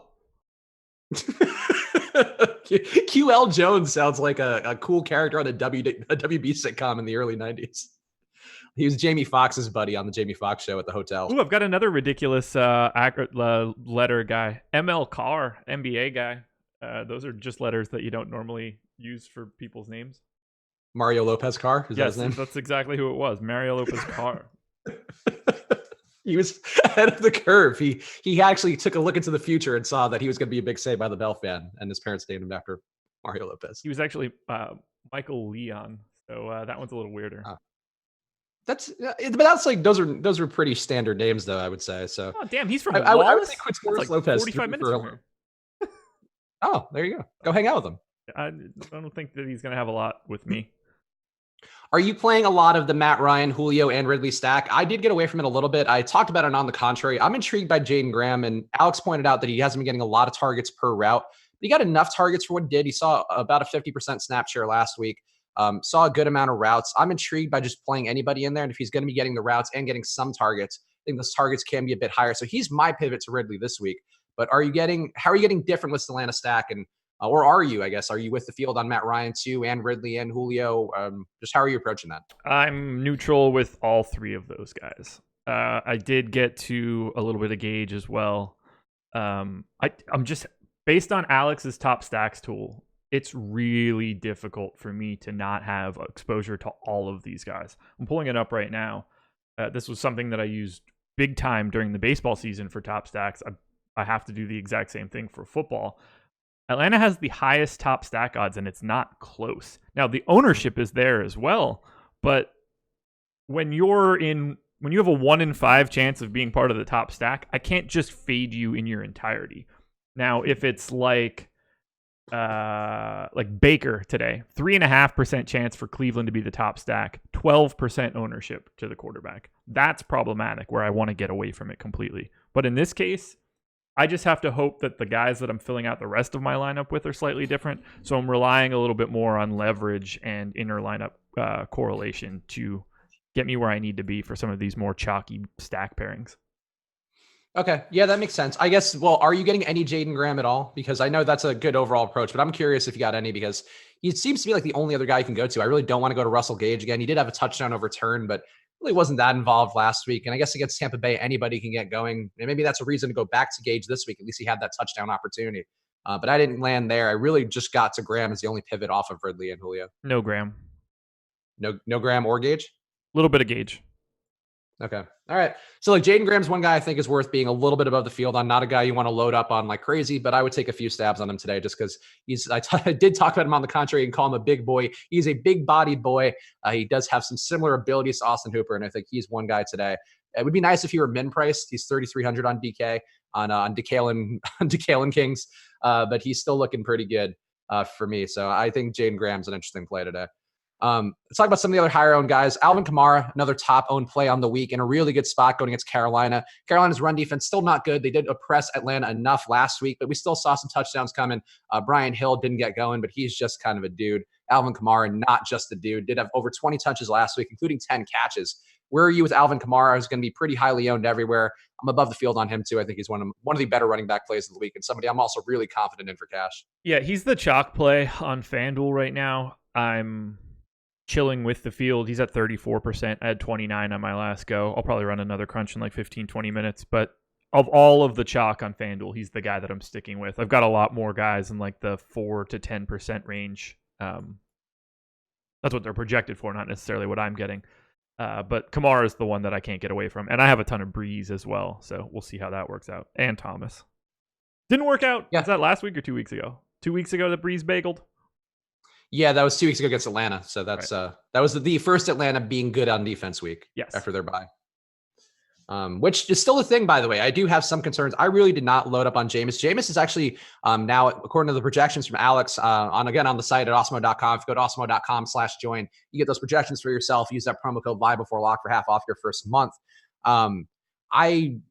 I don't get I don't like playing Jameis Winston. We've talked about this a lot on the show. Yeah. I know he keeps throwing. I know he continues to bomb even when he throws picks, but he keeps throwing picks and keeps cutting into his upside. And frankly, now the stacks are getting tougher because Scotty Miller's been really involved. Had more deep targets last week than Mike Evans did, which was strange. Could be an aberration, but he has taken a lot of Rashad Perriman's routes. Stands to take some more this week, I would think. But I don't like Jameis that much. I just don't like going there because he's going to throw the picks and they're going to cut a few points off his upside. I'd rather go to Matt Ryan. What are you doing with Jameis today and the Bucs stack? Because that is going against this Atlanta buzzsaw defense over the last 2 weeks, and Jameis can make mistakes, but he continues to create production even in these bad spots. I'm playing Jameis Winston. He's one of the 4 quarterbacks that I have a ton of. I have got Chris Godwin. I've got Mike Evans. It's just one of those things. The days that it works big time. The days that it doesn't are the days where Tampa Bay realizes they have Jameis Winston as their quarterback.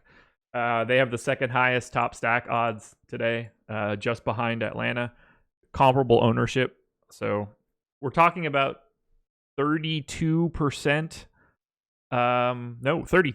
Yeah, 32% total top stack odds between Atlanta and Tampa Bay. I can't get away from teams when they have that high of odds of being one of the highest scoring stacks. So I do have a couple other guys where the ownership is quite a bit lower, but for those guys, I think the chalk makes sense. Okay, look, that's fair. I've my version of Jameis I really have had since the beginning of the year. Other than week 1, where I was willing to say maybe new year, new Jameis, and it has been a new Jameis in the respect that he does continue to have some upside, continue to create these plus 20 fantasy point days. I just don't know that he's going to have a plus 30 fantasy point day against any defense that's competent, because they do bring pressure, and whenever people bring pressure, he just turns the ball over at a high clip, gets sacked, makes really dumb mistakes, gives up pick sixes. So I don't love Jameis as a play, but I don't hate the idea of going back to Mike Evans this week. Just because he does seem like he's due for something here. And Atlanta could very much be in the lead, and then trailing has been a spot that opens up more opportunity for Mike Evans. Just a little concerned last week, though, that they did throw the ball to Scotty Miller deep down the field when they were trailing, rather than Mike Evans. And I don't know, that's probably a bit of an aberration, but I do have some Scotty Miller this week as a result, because he's 3,100 on DraftKings. Scotty doesn't know that Fiona and me. No. I think you should keep singing the whole song. I think we've got an hour to fill. Go for it. Bust it out. I can't do Matt Damon justice. Sneakiest Matt Damon role in history. Let's talk about some of the other high-owned guys, including Alvin Kamara's teammate, Michael Thomas, going to be very highly owned in this matchup going against Carolina. Carolina's James Bradbury has done a decent job against Michael Thomas in the past. He's had some down games going against Carolina over the last couple seasons, but still this year it's been a different case just because New Orleans doesn't throw anywhere else. But yeah, last year, 2 games for Michael Thomas, 49 receiving yards, 29 receiving yards, was not quite getting as much of a workload, but still saw 7 and 9 targets in those games. So I think that's some reason to be, I'm not off of Michael Thomas by any stretch, but I am a little bit less on him just because of having Julio there, having Odell who's a little bit cheaper, having DJ Chark who's a little bit cheaper than Odell. I do like those guys quite a bit. What are you doing with Michael Thomas this week with his price down, but a Carolina defense who has been pretty good versus the past so far this year, other than last week where they got pretty rocked by Calvin Ridley? He's my favorite wide receiver today on FanDuel. A lot of that has to do with how much I like Breeze and how much I like stacking up that side of the Saints game. But ultimately, he grades out really well in Alex's projections. He is the only wide receiver projected north of 20 fantasy points. He's the only wide receiver projected north of 18 and a half. He's got 2.5 points on Julio Jones. A little bit more expensive than him as well. I'm not worried about the ownership. Again, I think there are enough ways to make your lineup unique while still having Breeze and Thomas. So that is my goal today. We seem to just be talking about like the 2 or 3 guys that I do have a ton of. We're going to get into guys that are significantly more owned where I am not holding hands with the field. Okay. Yeah. So me, Michael Thomas, I think I am holding hands with the field on him. I think I might be a little bit underneath where we have him right now. I think I'm just a shade under 20%. We have him just a little bit over 20. But I get it. I think the projections are really strong for him. I don't have a problem with him. I do think, like last week, I think there are a couple guys who are a bit cheaper who could have a similar upside to him. And for a safety play like Michael Thomas and cash, if you can find ways to swing him and Kamara and Julio, if that I think those are really strong cash plays this week. But I think for me in tournaments, I'd rather have a little bit less and try to get somewhat different, save that money. I also like paying up for the Steelers defense this week. So that is a bit of a consideration where that price difference between, let's say, the Steelers and the Broncos is the price difference between Michael Thomas and Julio, or Michael Thomas and Odell, plus a little more savings. So that's why I ended up with less Michael Thomas, but really don't have an issue with him. I just think it could be a tougher spot than people realize. No, I get it. Takes a lot to pay off that price tag, Yeah. Let's talk about Christian McCaffrey too, because he's not going to be his own this week. He's under 10%. And I really didn't get a lot of him in crunches. And, it's a bit of an uncomfortable thing with McCaffrey whenever you don't have him, just because you can always have that 40 fantasy point day that breaks everything. And that's what he needs to get at his current price point. Did you get any McCaffrey this week in a tough spot against a New Orleans defense who's given up under 90 rushing yards per game and has been more good than not? I don't have any right now. Wow. It's kind of nuts. Like, you don't ever feel comfortable about it, but he's 10,500 on FanDuel. And on FanDuel, he's even less valuable because of the half-point PPR. Right. I mean, everybody is, so it's slightly relative. But if he goes for a big number, I mean, we're only he's not projected for crazy ownership, so he really does have to have a staggering slate-breaking day to hurt you just because of the lack of real overall ownership. Now, if he was at like 25 or something, it could become problematic. But at 13, you can kind of avoid that as long as he doesn't just continually get into the end zone. But for me, it's just too difficult to pay all the way up to 10-5. I don't begrudge anybody for getting there. It just really changes your roster construction if you have to do it. Yeah, and then look, I think there are still a lot of merits to go to McCaffrey here. There's a good chance Carolina plays from behind, and then we just see Kyle Allen go check down to McCaffrey 20 times on a drive, and that's where he can find those points, even in games where he's not getting touchdowns. Last week, he didn't get a touchdown, still had a ton of yards, still had almost 200 all-purpose yards and a bunch of catches. So I think that's sort of the hope for McCaffrey if you are going to go his way. And I think getting McCaffrey at under 10%, I think that's always a valuable play. But on the slate, like I like Kamara for quite a bit underneath that price point. I also like some cheap running backs. Like I do like Benny Snell. I think in that spot going for Pittsburgh against the Cincinnati team who really can't defend the run. And Snell has gotten a big workload in the past. I don't know if he's going to get quite as much now, but they have shown an ability to give the guys the ball like Trey Edmonds when James Conner is out. So I think he's intriguing. Tariq Cohen's also pretty cheap. Miles Sanders, I know people like. I have some of him just because of Osmo's projections. Not as crazy about him. But I think my point is that there's so many guys you can go for much cheaper where that does open the reasons why you would go to McCaffrey, but it also makes it much easier to not play him and hope you can find value elsewhere. No, that makes a lot of sense. What's his price on DraftKings again? 10.5 too. Ooh. 10.5 as well, rather. Yeah, I didn't think he was 10,520. That's he just had to mark him up just a little bit. Yeah. Extra tax. He's more in play on DraftKings because I think that you can get a more ridiculous game on that site, but still there's just so many options in a given NFL weekend, and to be able to pay all of that, it feels like the perfect spot to try to get him. He'll be involved in every single play in a dome. All those things look great to me, but when push comes to shove, you save so much money by just taking a step back in salary. Yeah, I think that's sort of the thing, especially if you want to get some safer wide receiver plays, guys who have pretty good target workloads.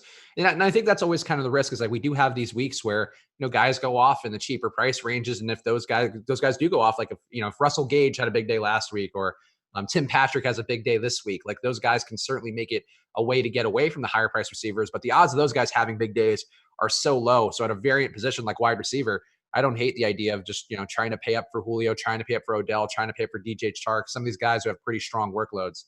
And one way to do that is not paying up for McCaffrey. So kind of the devil's bargain of the slate, but certainly gives McCaffrey upside if he somehow gets there. Like I wouldn't begrudge somebody if they went 20% McCaffrey today. I think that's actually a pretty decent approach.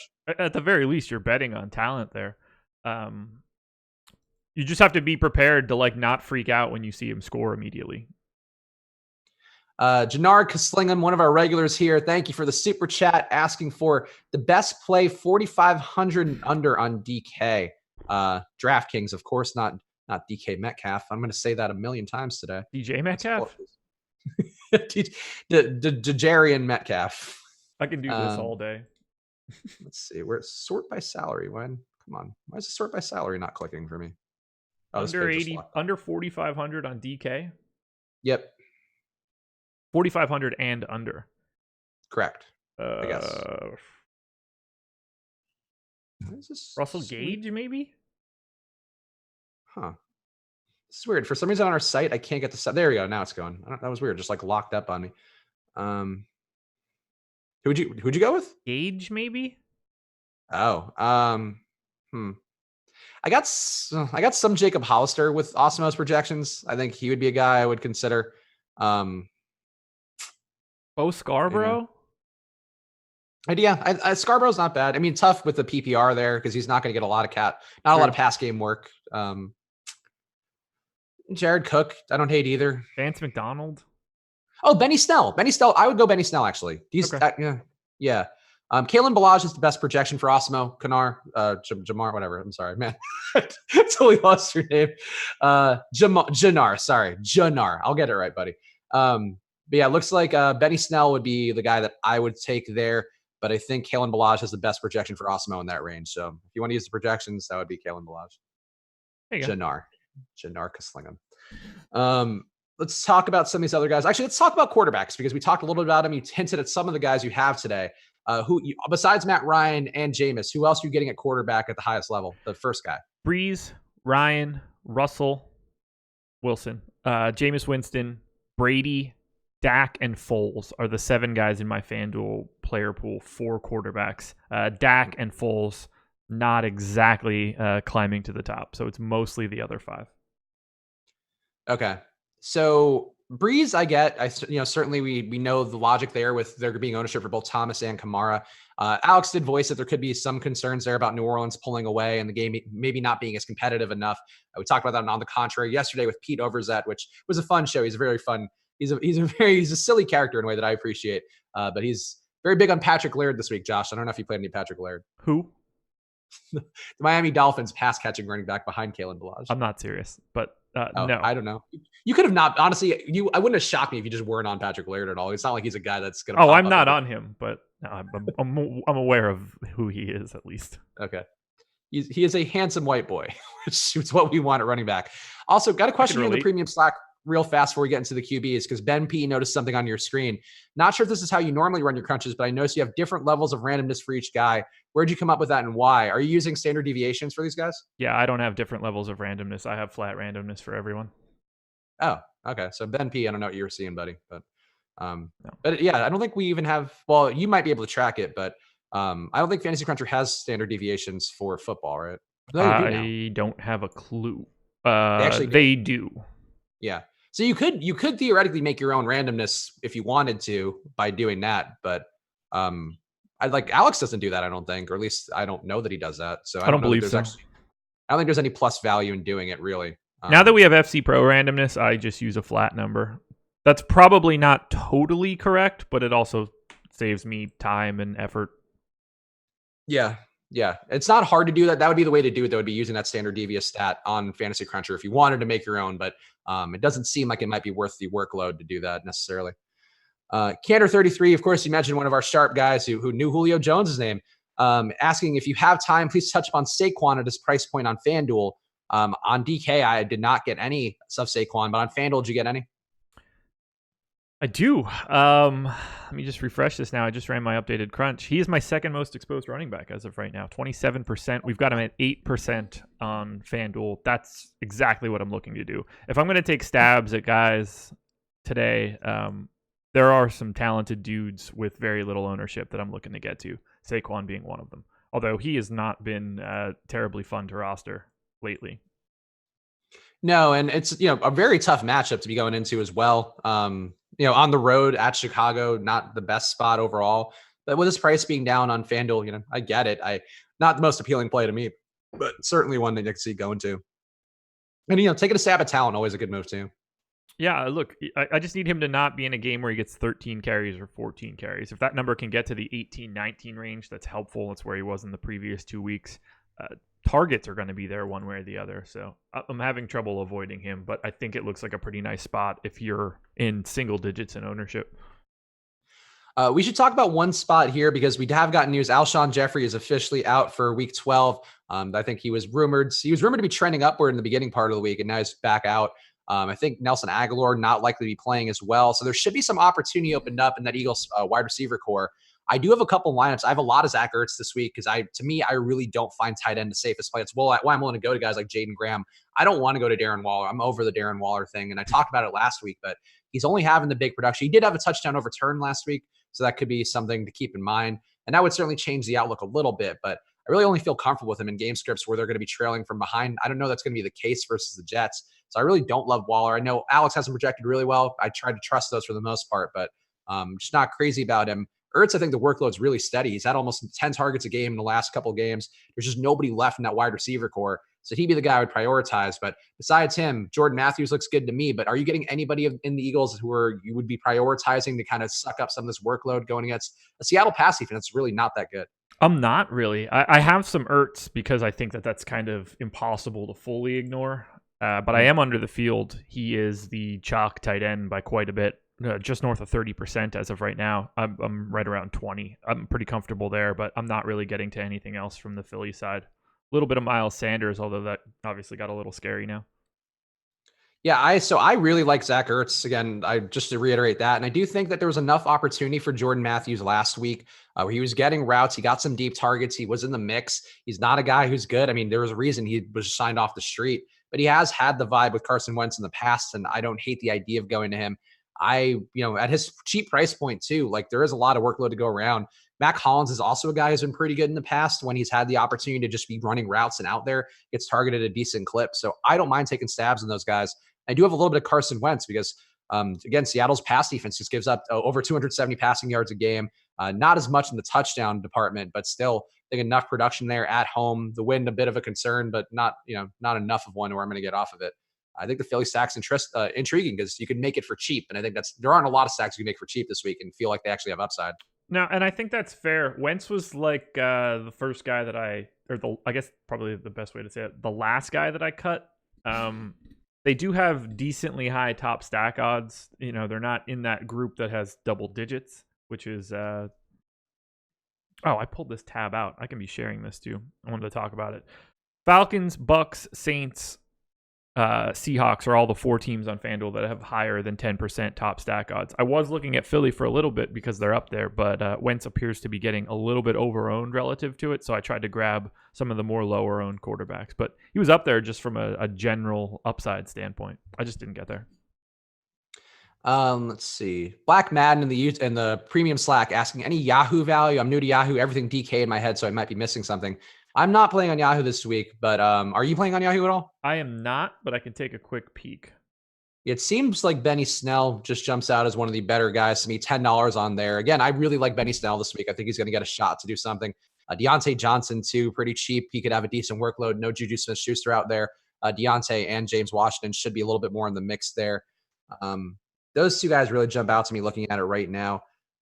Anything from Seattle, they have the 3rd highest top stack odds. Very little ownership going to Russell Wilson. So I would take a peek that direction. If you can get to anything from like Oakland, Dallas, or Philly, they all have top stack odds a bit higher than the QB ownership. So I think you can make a decent look there. But I would pay close attention to the top stack tool, especially on Yahoo, where I think you'll get a bigger edge using that sort of information. Also, normally we would be doing the 100 yards and a TD picks in the next 2 minutes coming up here, but we're going to postpone it a little bit to 12:45 East Coast time because that's the way Josh wants you guys to hurt the most with who he jinxes. The good news, the guys you cannot jinx this week because they are over the DraftKings threshold. Josh cannot jinx Julio Jones. Josh cannot jinx Michael Thomas. Josh cannot jinx Alvin Kamara. So if you want to play a high upside safe lineup, including those guys are over the price threshold, so they cannot be submitted for picks. Boo. I built my lineups considering this factor, considering that these guys are off the table for the curse of the Engelman. So yeah, if you're going heavy on anybody today, make sure that they're over a certain price threshold, so you don't have to worry about me screwing you over. Precisely. This is you don't have to do double game theory for your picks. I love this so much. I'm so excited. Oh man. Let's keep talking about some of these guys here. I want to work through the ownership. So Zach Ertz actually going to be pretty highly owned, 20% now in the most recent run of ownership on the site. And honestly, I'm pretty much with that. I thought it was going to be above it because I was a little bit lower before. What is it on DK? 20%. Oh yeah, he's 31 on FanDuel. It's a lot of Zach Ertz, but I just like the price is a little bit too low for a guy whose workload's been there. Like as those wide receivers have gone down, Ertz is just really involved, and that's the best Ertz that we get is when there's just nowhere else to throw. Wentz really relies on him. So with the ownership coming up at all, does that give you any pause with Ertz, or are you okay being with the field or above it? Yeah. So I just put my placeholders in right now. I have 21%, and I'm comfortable with that. Okay. Justin Swearingen, thank you for the super chat. Asking, can you review best value each position for a FanDuel GPP? But every position seems like a bit much, but give me your top value plays. Give me one top value play at each guy. Yeah, sure. And also, shouts to Justin. He had like a pretty big takedown in the past day or two. Oh, good job, Justin. Like, proud of you, buddy. Like 5 digits. Oh, nice. Yeah. Five digits, no big deal. At least I think it was Justin. I don't know. Okay. Value on FanDuel, running back. I mean, he's $7K, but Fournette is Alex's best point per dollar dude. If you're looking for like a more lower price guy, it's probably Balaj. For a wideout, I'd say probably Ridley at 6,700. Again, if you're looking for someone significantly cheaper, maybe Deontay Johnson.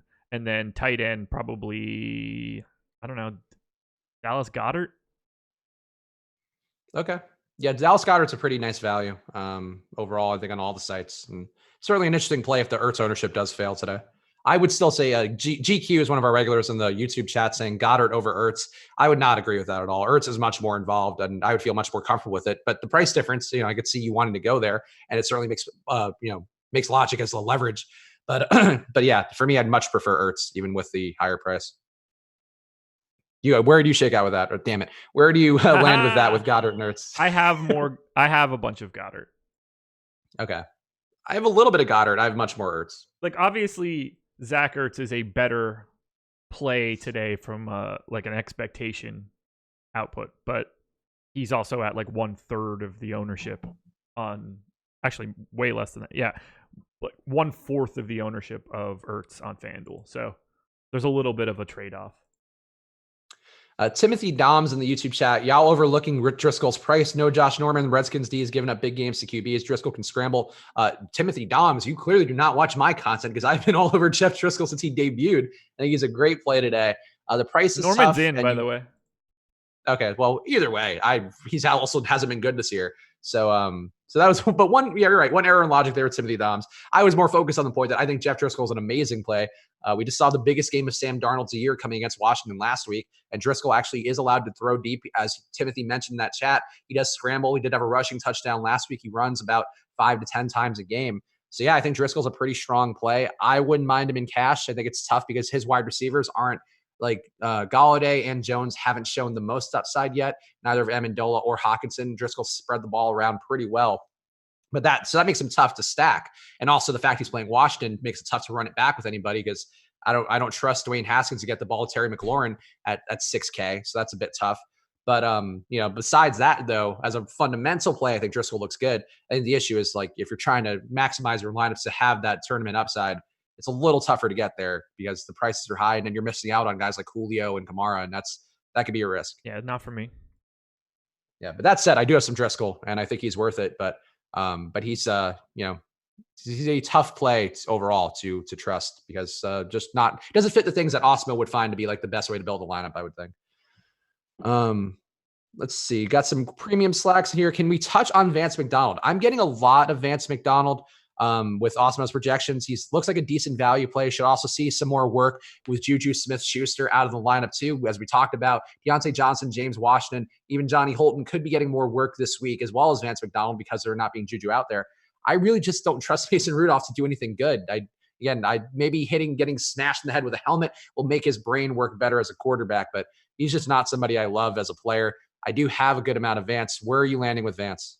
I'm neutral to the field. I have like 8%. I just think the Steelers kind of stink, so it's hard to get too aggressive there, especially for Vance McDonald. But he's clearly a more than a little bit viable tight end option. Oh boy, your Chinese spy guy is back. It's what like, can you imagine if this were just like a bar and we had these random stragglers coming in with these wacky bits and he's like, hey, give me a vodka, you Chinese spy. I'm so sad for people. Just like you desperately need a friend in your life to be like, hey man, you should probably get a new hobby. It's sad. It's sad. You need to go to like a rec center or something and meet people. I think it would be more logical if we were at a bar. Did I just say Jason Rudolph? No, I did not. I said Mason Rudolph. That's not an LMAO. I know the guy's name. Thanks, Pineapple Kush. No, I think it'd be more logical if we had a bar that people came in and said these outlandish things. At least you'd be like, oh, this guy's an alcoholic. Like he's a disaster. Instead, it's just we're on YouTube and it's 9:30 a.m. on the West Coast and you're being accused of being a Chinese spy. By the way, if you did call him Jason Rudolph, you really could thank Pineapple Kush. Also a fair point. I did not get any time to do that today. Maybe if I had that extra 6 minutes before the show started, that would have been better. I trust me. I'm not a name screw up guy. I'm a mispronouncer, as Daniel House will tell us all. But I am. Don't get me started on that one. I think Danwell's close enough. Pharmacist Yoho asking, are Kamara and Michael Thomas okay in the same lineup? Yeah, they're fine. You might want to put Breeze in there if you're going to do that, but I don't really have an issue. They don't take anything away from each other. Would you find any flaw with that? Having Kamara and Michael Thomas? Yeah. No, not at all. I mean, they're No. both really, really, really good players. I have multiple lineups with the two of them plus Breeze, so. Let's see. Any love for Darnold? GQ is asking. No, I don't hate the idea of him, but his targets are now priced up enough. So here's one thing to keep in mind with Sam Darnold. A, he's not really favoring any receiver more than the others. And B, they can't pass protect for their life against any team. So I've talked about this a lot. I played a good amount of Robbie Anderson, I think 3 weeks ago versus Miami. Watched that entire game. Had to watch Darnold both miss Robbie Anderson because he just didn't have time, and also just like not take enough looks at Robbie Anderson because he knew he wasn't going to have time. So it's a bad mix for Robbie Anderson. So you really can't stack with him, I don't think. If you want to go to Ryan Griffin and Jamison Crowder, I don't hate that as a concept. Le'Veon Bell still catches some passes, and Oakland's pass defense isn't the best.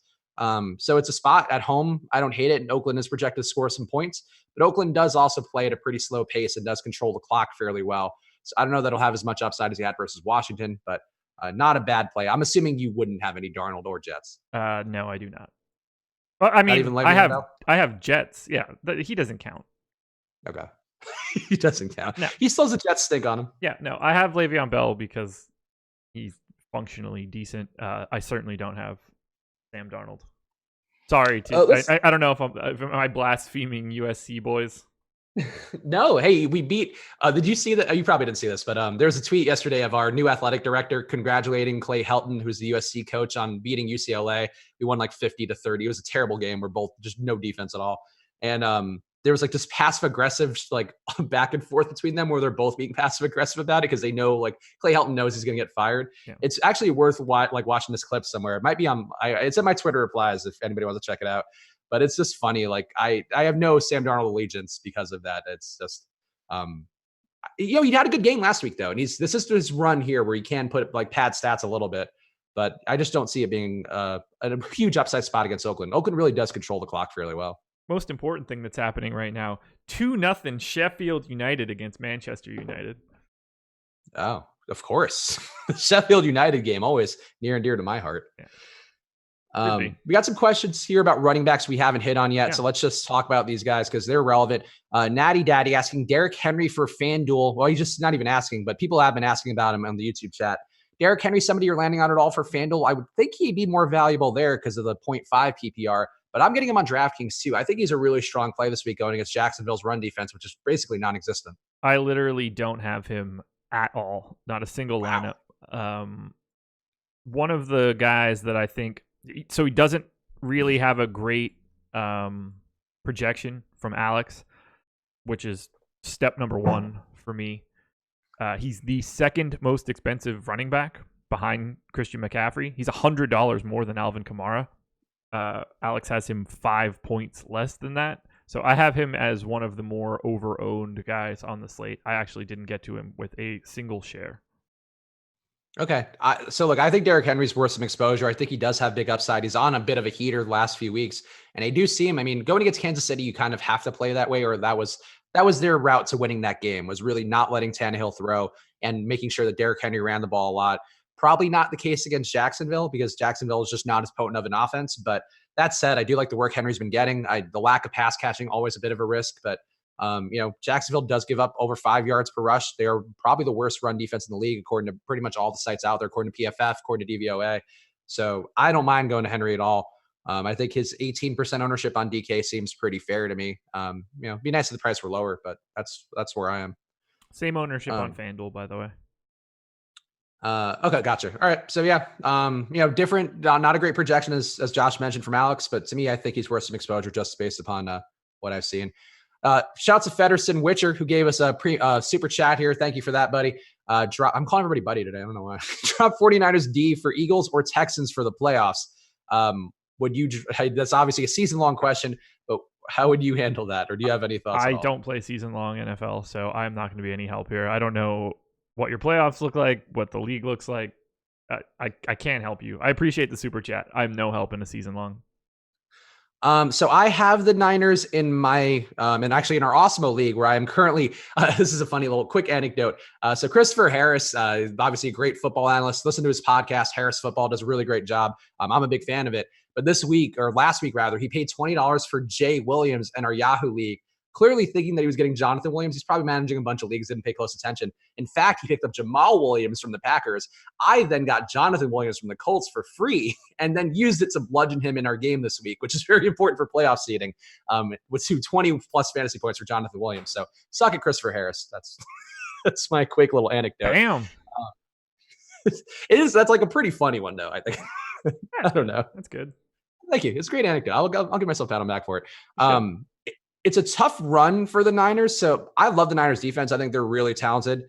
Let me see. Look at the Texans schedule. This schedule for the Niners are down the stretch. It's brutal. They have the Packers this week, Ravens next week, Saints the week after that, Falcons after that, Rams after that, Seahawks after that. It's a pretty tough run to end it. So I wouldn't hate the idea of dropping them.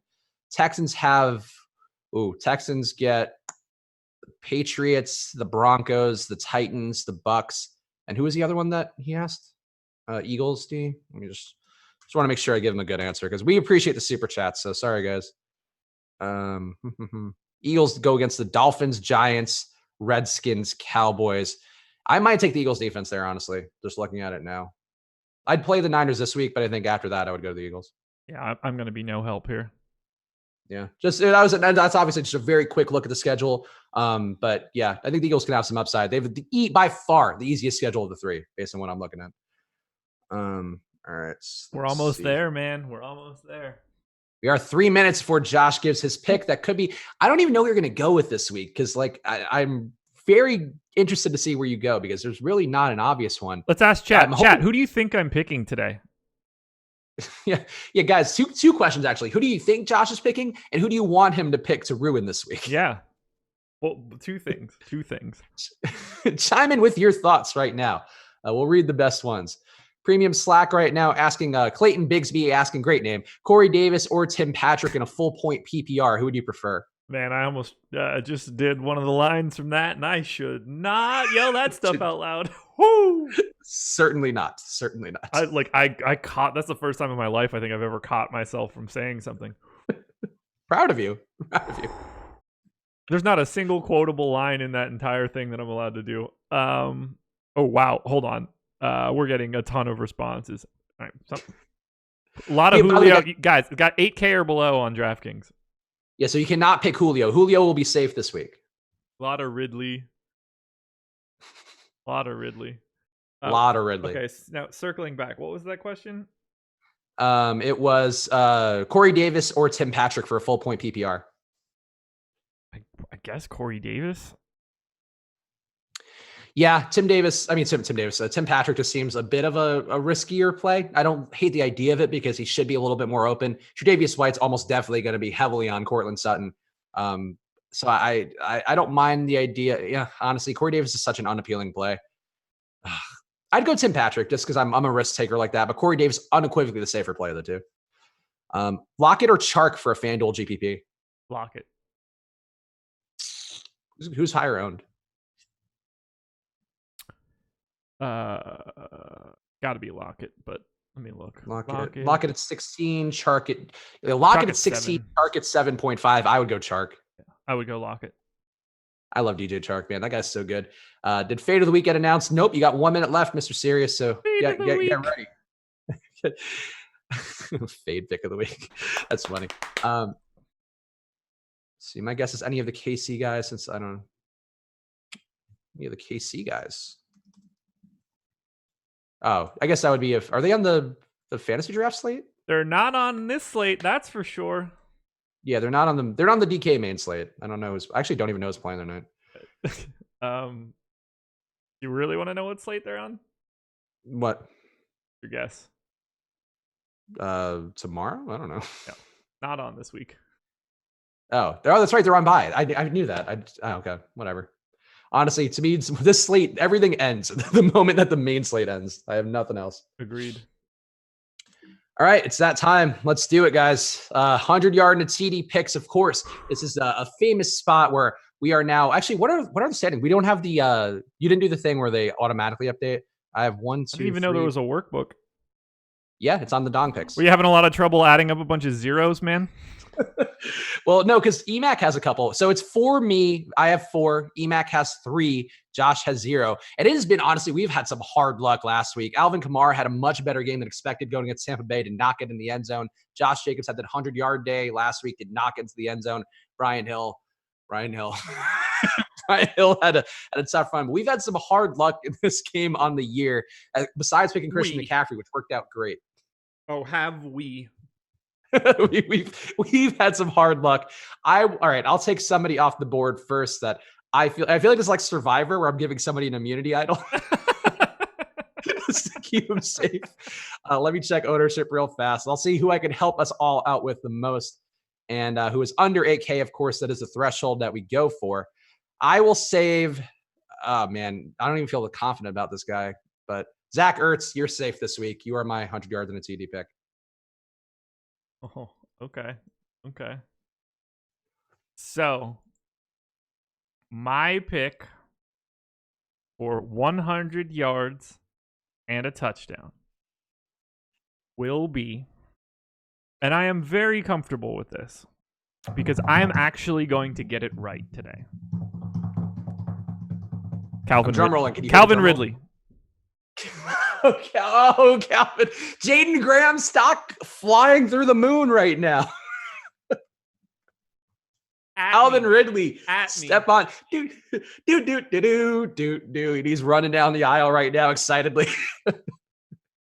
What's up, Falcons?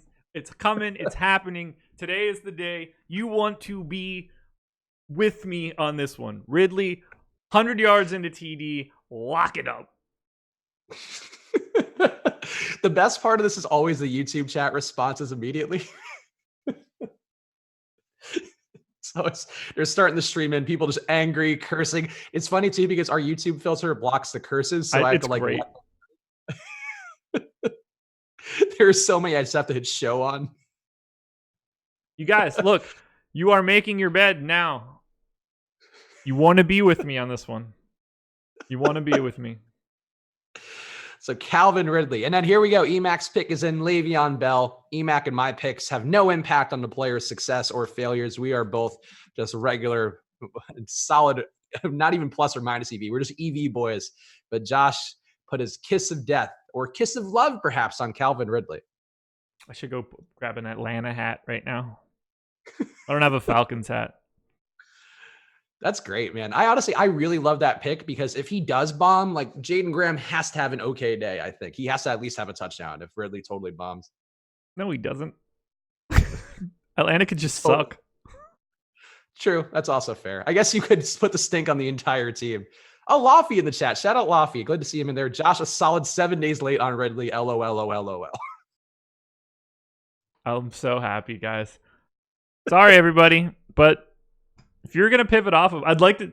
Could you imagine if like Calvin Ridley's ownership is like 4% now in one of the main tournaments? We can move markets, man. We are one of the larger DFS shows in this space. It's possible one of these days it'll happen. 95 yards and a touchdown incoming, which is a thing that's happening before. Like these guys, it's not a death sentence for these guys to have a total dud day. It just happens to have been recently. Some of these guys have had some real dud days. Way to go, Engelman. You're the fantasy football Grinch.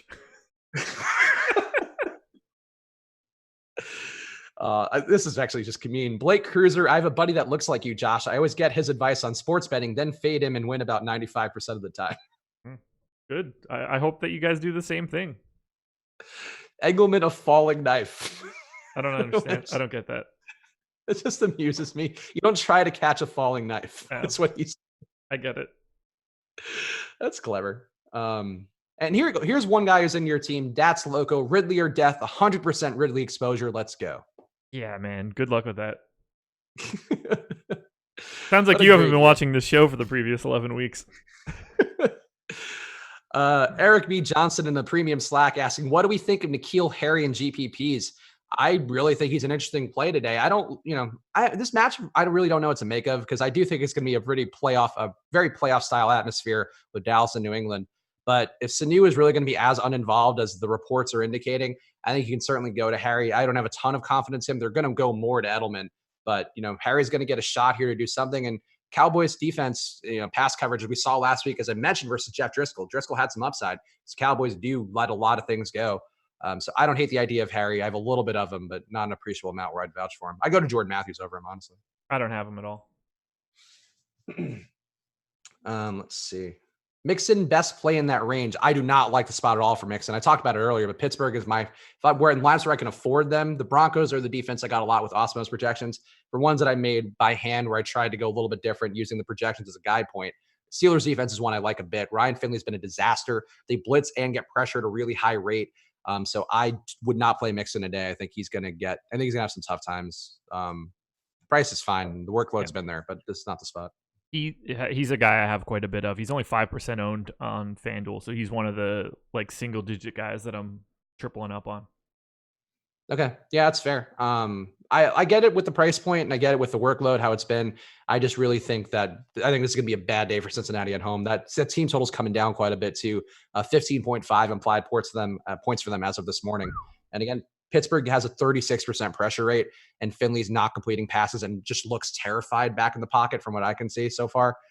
So I wouldn't feel confident in it, but Mixon's a tough dude, so we'll see. I have so much satisfaction right now because of the Ridley thing. Yeah. Look, you're making the most out of this opportunity each week. I would be so sad. I would be doing this and I would just dread every moment of making the pick. You're making it fun, which I appreciate about you.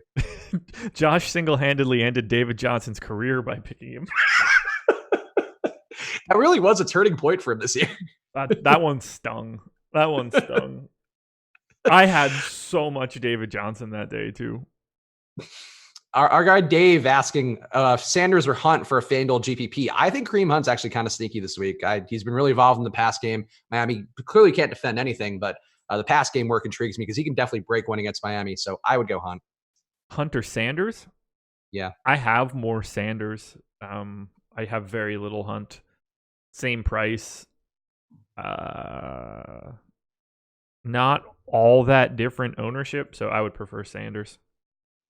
Sanders is going to get the workload. He had a lot of snaps last week. I just think Hunt's a better player, and I'm not as confident in Sanders. Like we saw last week, Boston Scott getting touches. Jay Ajayi was apparently the emergency back, but it wouldn't shock me if he got touches. I think there's some ways it could break poorly for Sanders, and I think Hunt's got a decent floor and definitely the upside to have the big day. And also, he gives you leverage on Nick Chubb, which I think is interesting given Chubb's high price point. Did you get any Chubb this week, by the way? Every day, man. That's why you are the Chubbster. That's why you had that nickname given to you when you were in 10th grade. Yeah, I've been getting Chubb since Nam. Anyway, I do have 18% Nick Chubb. He is 24% owned on FanDuel, so I'm coming in a bit under the field. I am under the field significantly on Chubb because I prefer Kamara as a pick by quite a bit. I think that's actually a blind spot for me where I should have played a little more Chubb just because the amount of Kamara I have. But I do like Kamara more overall. I think there's some risk that Chubb just doesn't see the goal line opportunity as much with Hunt in the mix. He's going to get the runs, but I think they can still pass it in there. And, Miami's run defense, for whatever it's worth, the rushing TD rate for them, not the highest, just a 2.8% rushing TD rate for the year. And they've given up a lot more production to pass catching running backs than on the ground. On the ground's fine, like 150 rushing yards a game they're allowing. Yeah. But I think the touchdowns could go a little differently. Let's see. People still talking about Ridley. Getting more 100% Ridley. So, people are on your side. You are due. When you turn it around, you're going to really turn it around. How great would it be if I came back to tie you? Oh, I'd be so sad about that. Tortoise in the hair, baby. Tortoise in the hair. We got 6 minutes left to lock, guys, to start getting your lineups in. Mr. Sirius asking Jarvis Landry or DJ Chalk is what he's saying, which is funny. He's not actually that chalky, though. I would go DJ Chark. I have significantly more Chark than Landry on FanDuel right now. Also, shout out C-Mac for the super chat, and shout out C-Mac for also misspelling 2 of the names in the either or question. We asked Went or Folks. I believe he's asking Wentz or Foles. I would prefer Wentz today. Yeah, C-Mac, you should have saved that $2, brother. Wentz or Foles. I don't know what site. I guess Foles. I'm gonna be the opposite of the Eagles. I'm gonna choose Foles. Okay, let me hold on. Brett's asking for the 100-yard and TD picks. So it's not. So people on Twitter will not know that you picked Ridley in time to adjust anything. Let me just send Brett this Excel sheet. All right. Oh man.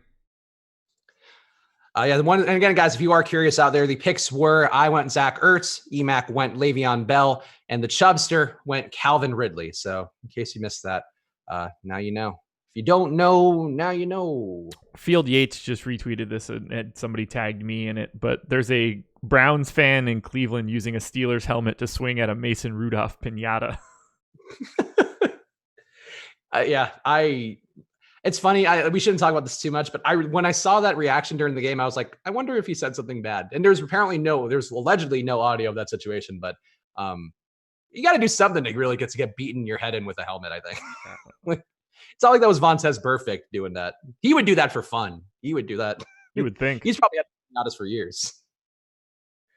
DJ Moore or Jarvis Landry W. German is asking, I did not get a lot of DJ Moore this week, personally, and I don't feel great about it because there's really nothing wrong with him. His price is still pretty solid. But DJ Moore, Jarvis Landry for you, what would you do? More by a lot. I would like all of the DJs before Jarvis Landry, and the DK. I'll take DK, DJ before I take Jarvis Landry. I won't take AJ Brown though. El Negro Loco posting a chat or a tweet in the premium Slack. Lions have discussed shutting down Matt Stafford. How could you not with the way Jeff Driscoll's playing? Also, he has a broken back. Like, I think we should shut down more guys who have broken backs or broken bones in their back. So that's the first time that Dave has posted a picture of food that looks good. That is clearly that's stock photography. That is not something that he is eating right now. That is a fake food picture for sure. Everything that he posts is just all beige and shit. Looks terrible. Nobody wants to eat it. That is the most appealing piece of food he's ever posted. There's no way that that's real. Long live Yeezus. Shout out for the super chat asking DraftKings, Odell Beckham and Evans or Julio and Landry. That's an interesting question. Man, I think I would go Julio and Landry there just because I like Julio the most, but Beckham and Evans has pretty big upside and it's going to be lower owned. What would you do? It's hard for me to say. I haven't looked at anything for DraftKings today. Just looking at that on the surface, Odell and Evans stands out more to me. But I mean, so here's the real question. If you were choosing between two wide receivers from Cleveland, would you pick Odell over Landry? Yes, I would. Okay. So then I don't see Evans and Julio as wildly different. I think Julio's a little safer because Evans, I mean, again, that workload's going some different ways. Like it was weird last week that how much went to Brate. And granted, that's a 1 week sample, but how much went to Brate, how much went to Miller gives me some concern where I just feel like Jones is much safer. Give me OBJ and Evans in that one. All right. I would go Julio and Landry just because I think Landry is getting enough work. I could see that being valuable, but tough call. 2 minutes left, guys. Get those lineups in. Got a little time left. People. Here's a nice chat from James Kemenity in the YouTube chat. Ridley, haha, Josh, you're one of my favorite Osmo guys for basketball. I've been fading Ridley all week. He'll get 4 for 62. I thought it was actually just all nice, but that's mostly nice. By the way, confirmed. Dave stole that picture from the internet. It's not real. Oh, Dave. Congrats on that one, Dave. Pedrito PR asking Jaguars or Browns on FanDuel. Which defense do you have more of? Jaguars by a lot. They're my most exposed defense. I would go Browns, but I don't have a ton of either defense, though, to be honest. But I would go Browns. Just too easy for Ryan Fitzpatrick to throw one up, and they're at home too. The defense, I think, does play a little bit more aggressively at home. I never mind a good home defense going against a bad team. 1 minute left. Final call, guys. Get it all in. Foles, Chark, and Gabriel, or Foles, Conley, and Metcalf. I'd go Foles, Chark, and Gabriel. Where is that? Foles, Chark, Gabriel, Foles, Conley, Met. Yeah, Foles, Chark, Gabriel. Yeah. Okay. So we're both there. And we are locked, guys. So there you go. Hit that like button for us, please. We've been here with you guys. Did a little extra time today because the Inactives guys ran through it so fast, like a bunch of handsome little pros they were on that show. So thanks to those guys. Thanks to you for watching all this stuff. Thanks to Fantasy Draft, of course, being the official home of rake-free DFS. So go check them out right now. Use that promo code AWESEMO. The Hooters main event for the week is closed. They still have a lot of great contests on there that'll give you big opportunities for big money. And on there, all the contest entry fees go right to the winners. So go to fantasydraft.com and use the promo code AWESEMO. Your free 7-day trial. And of course, if you want some more data for that afternoon slate, in case you're still going to be tilting, probably if you have a lot of Calvin Ridley, you might be tilting early here. So get that data for the afternoon slate at awesemo.com/join. Use the promo code live before lock for half off your first month. We have ownership projections and player projection updates for that afternoon slate. So check that out at awesemo.com/join. Josh, what's going on here? What's on the schedule today? Emac and Eddie back for live before lock? Yep. And then we'll have NFL Live Before Lock tonight for the Sunday night game. Then we're back at it again tomorrow for NBA for 3 days. No NBA on Thursday for Thanksgiving, but Nolan and I will be doing an NFL show Thursday morning, so get ready for that. I'm not much of a, we're not going anywhere for Thanksgiving, so I'll be home, and Nolan's Canadian, so this holiday doesn't mean shit to him. So it's real easy to find that pair put together. No, that's good. I'm grateful to be off for Thanksgiving, or it seems like I'll be. But yeah, that's tune in for that. We'll have a lot of content, of course, usual run of shows besides that this week. So tune in, and we appreciate all you guys for watching. Hit that like button again before you go, and we'll see you guys again very soon. So enjoy your week 12s and good luck.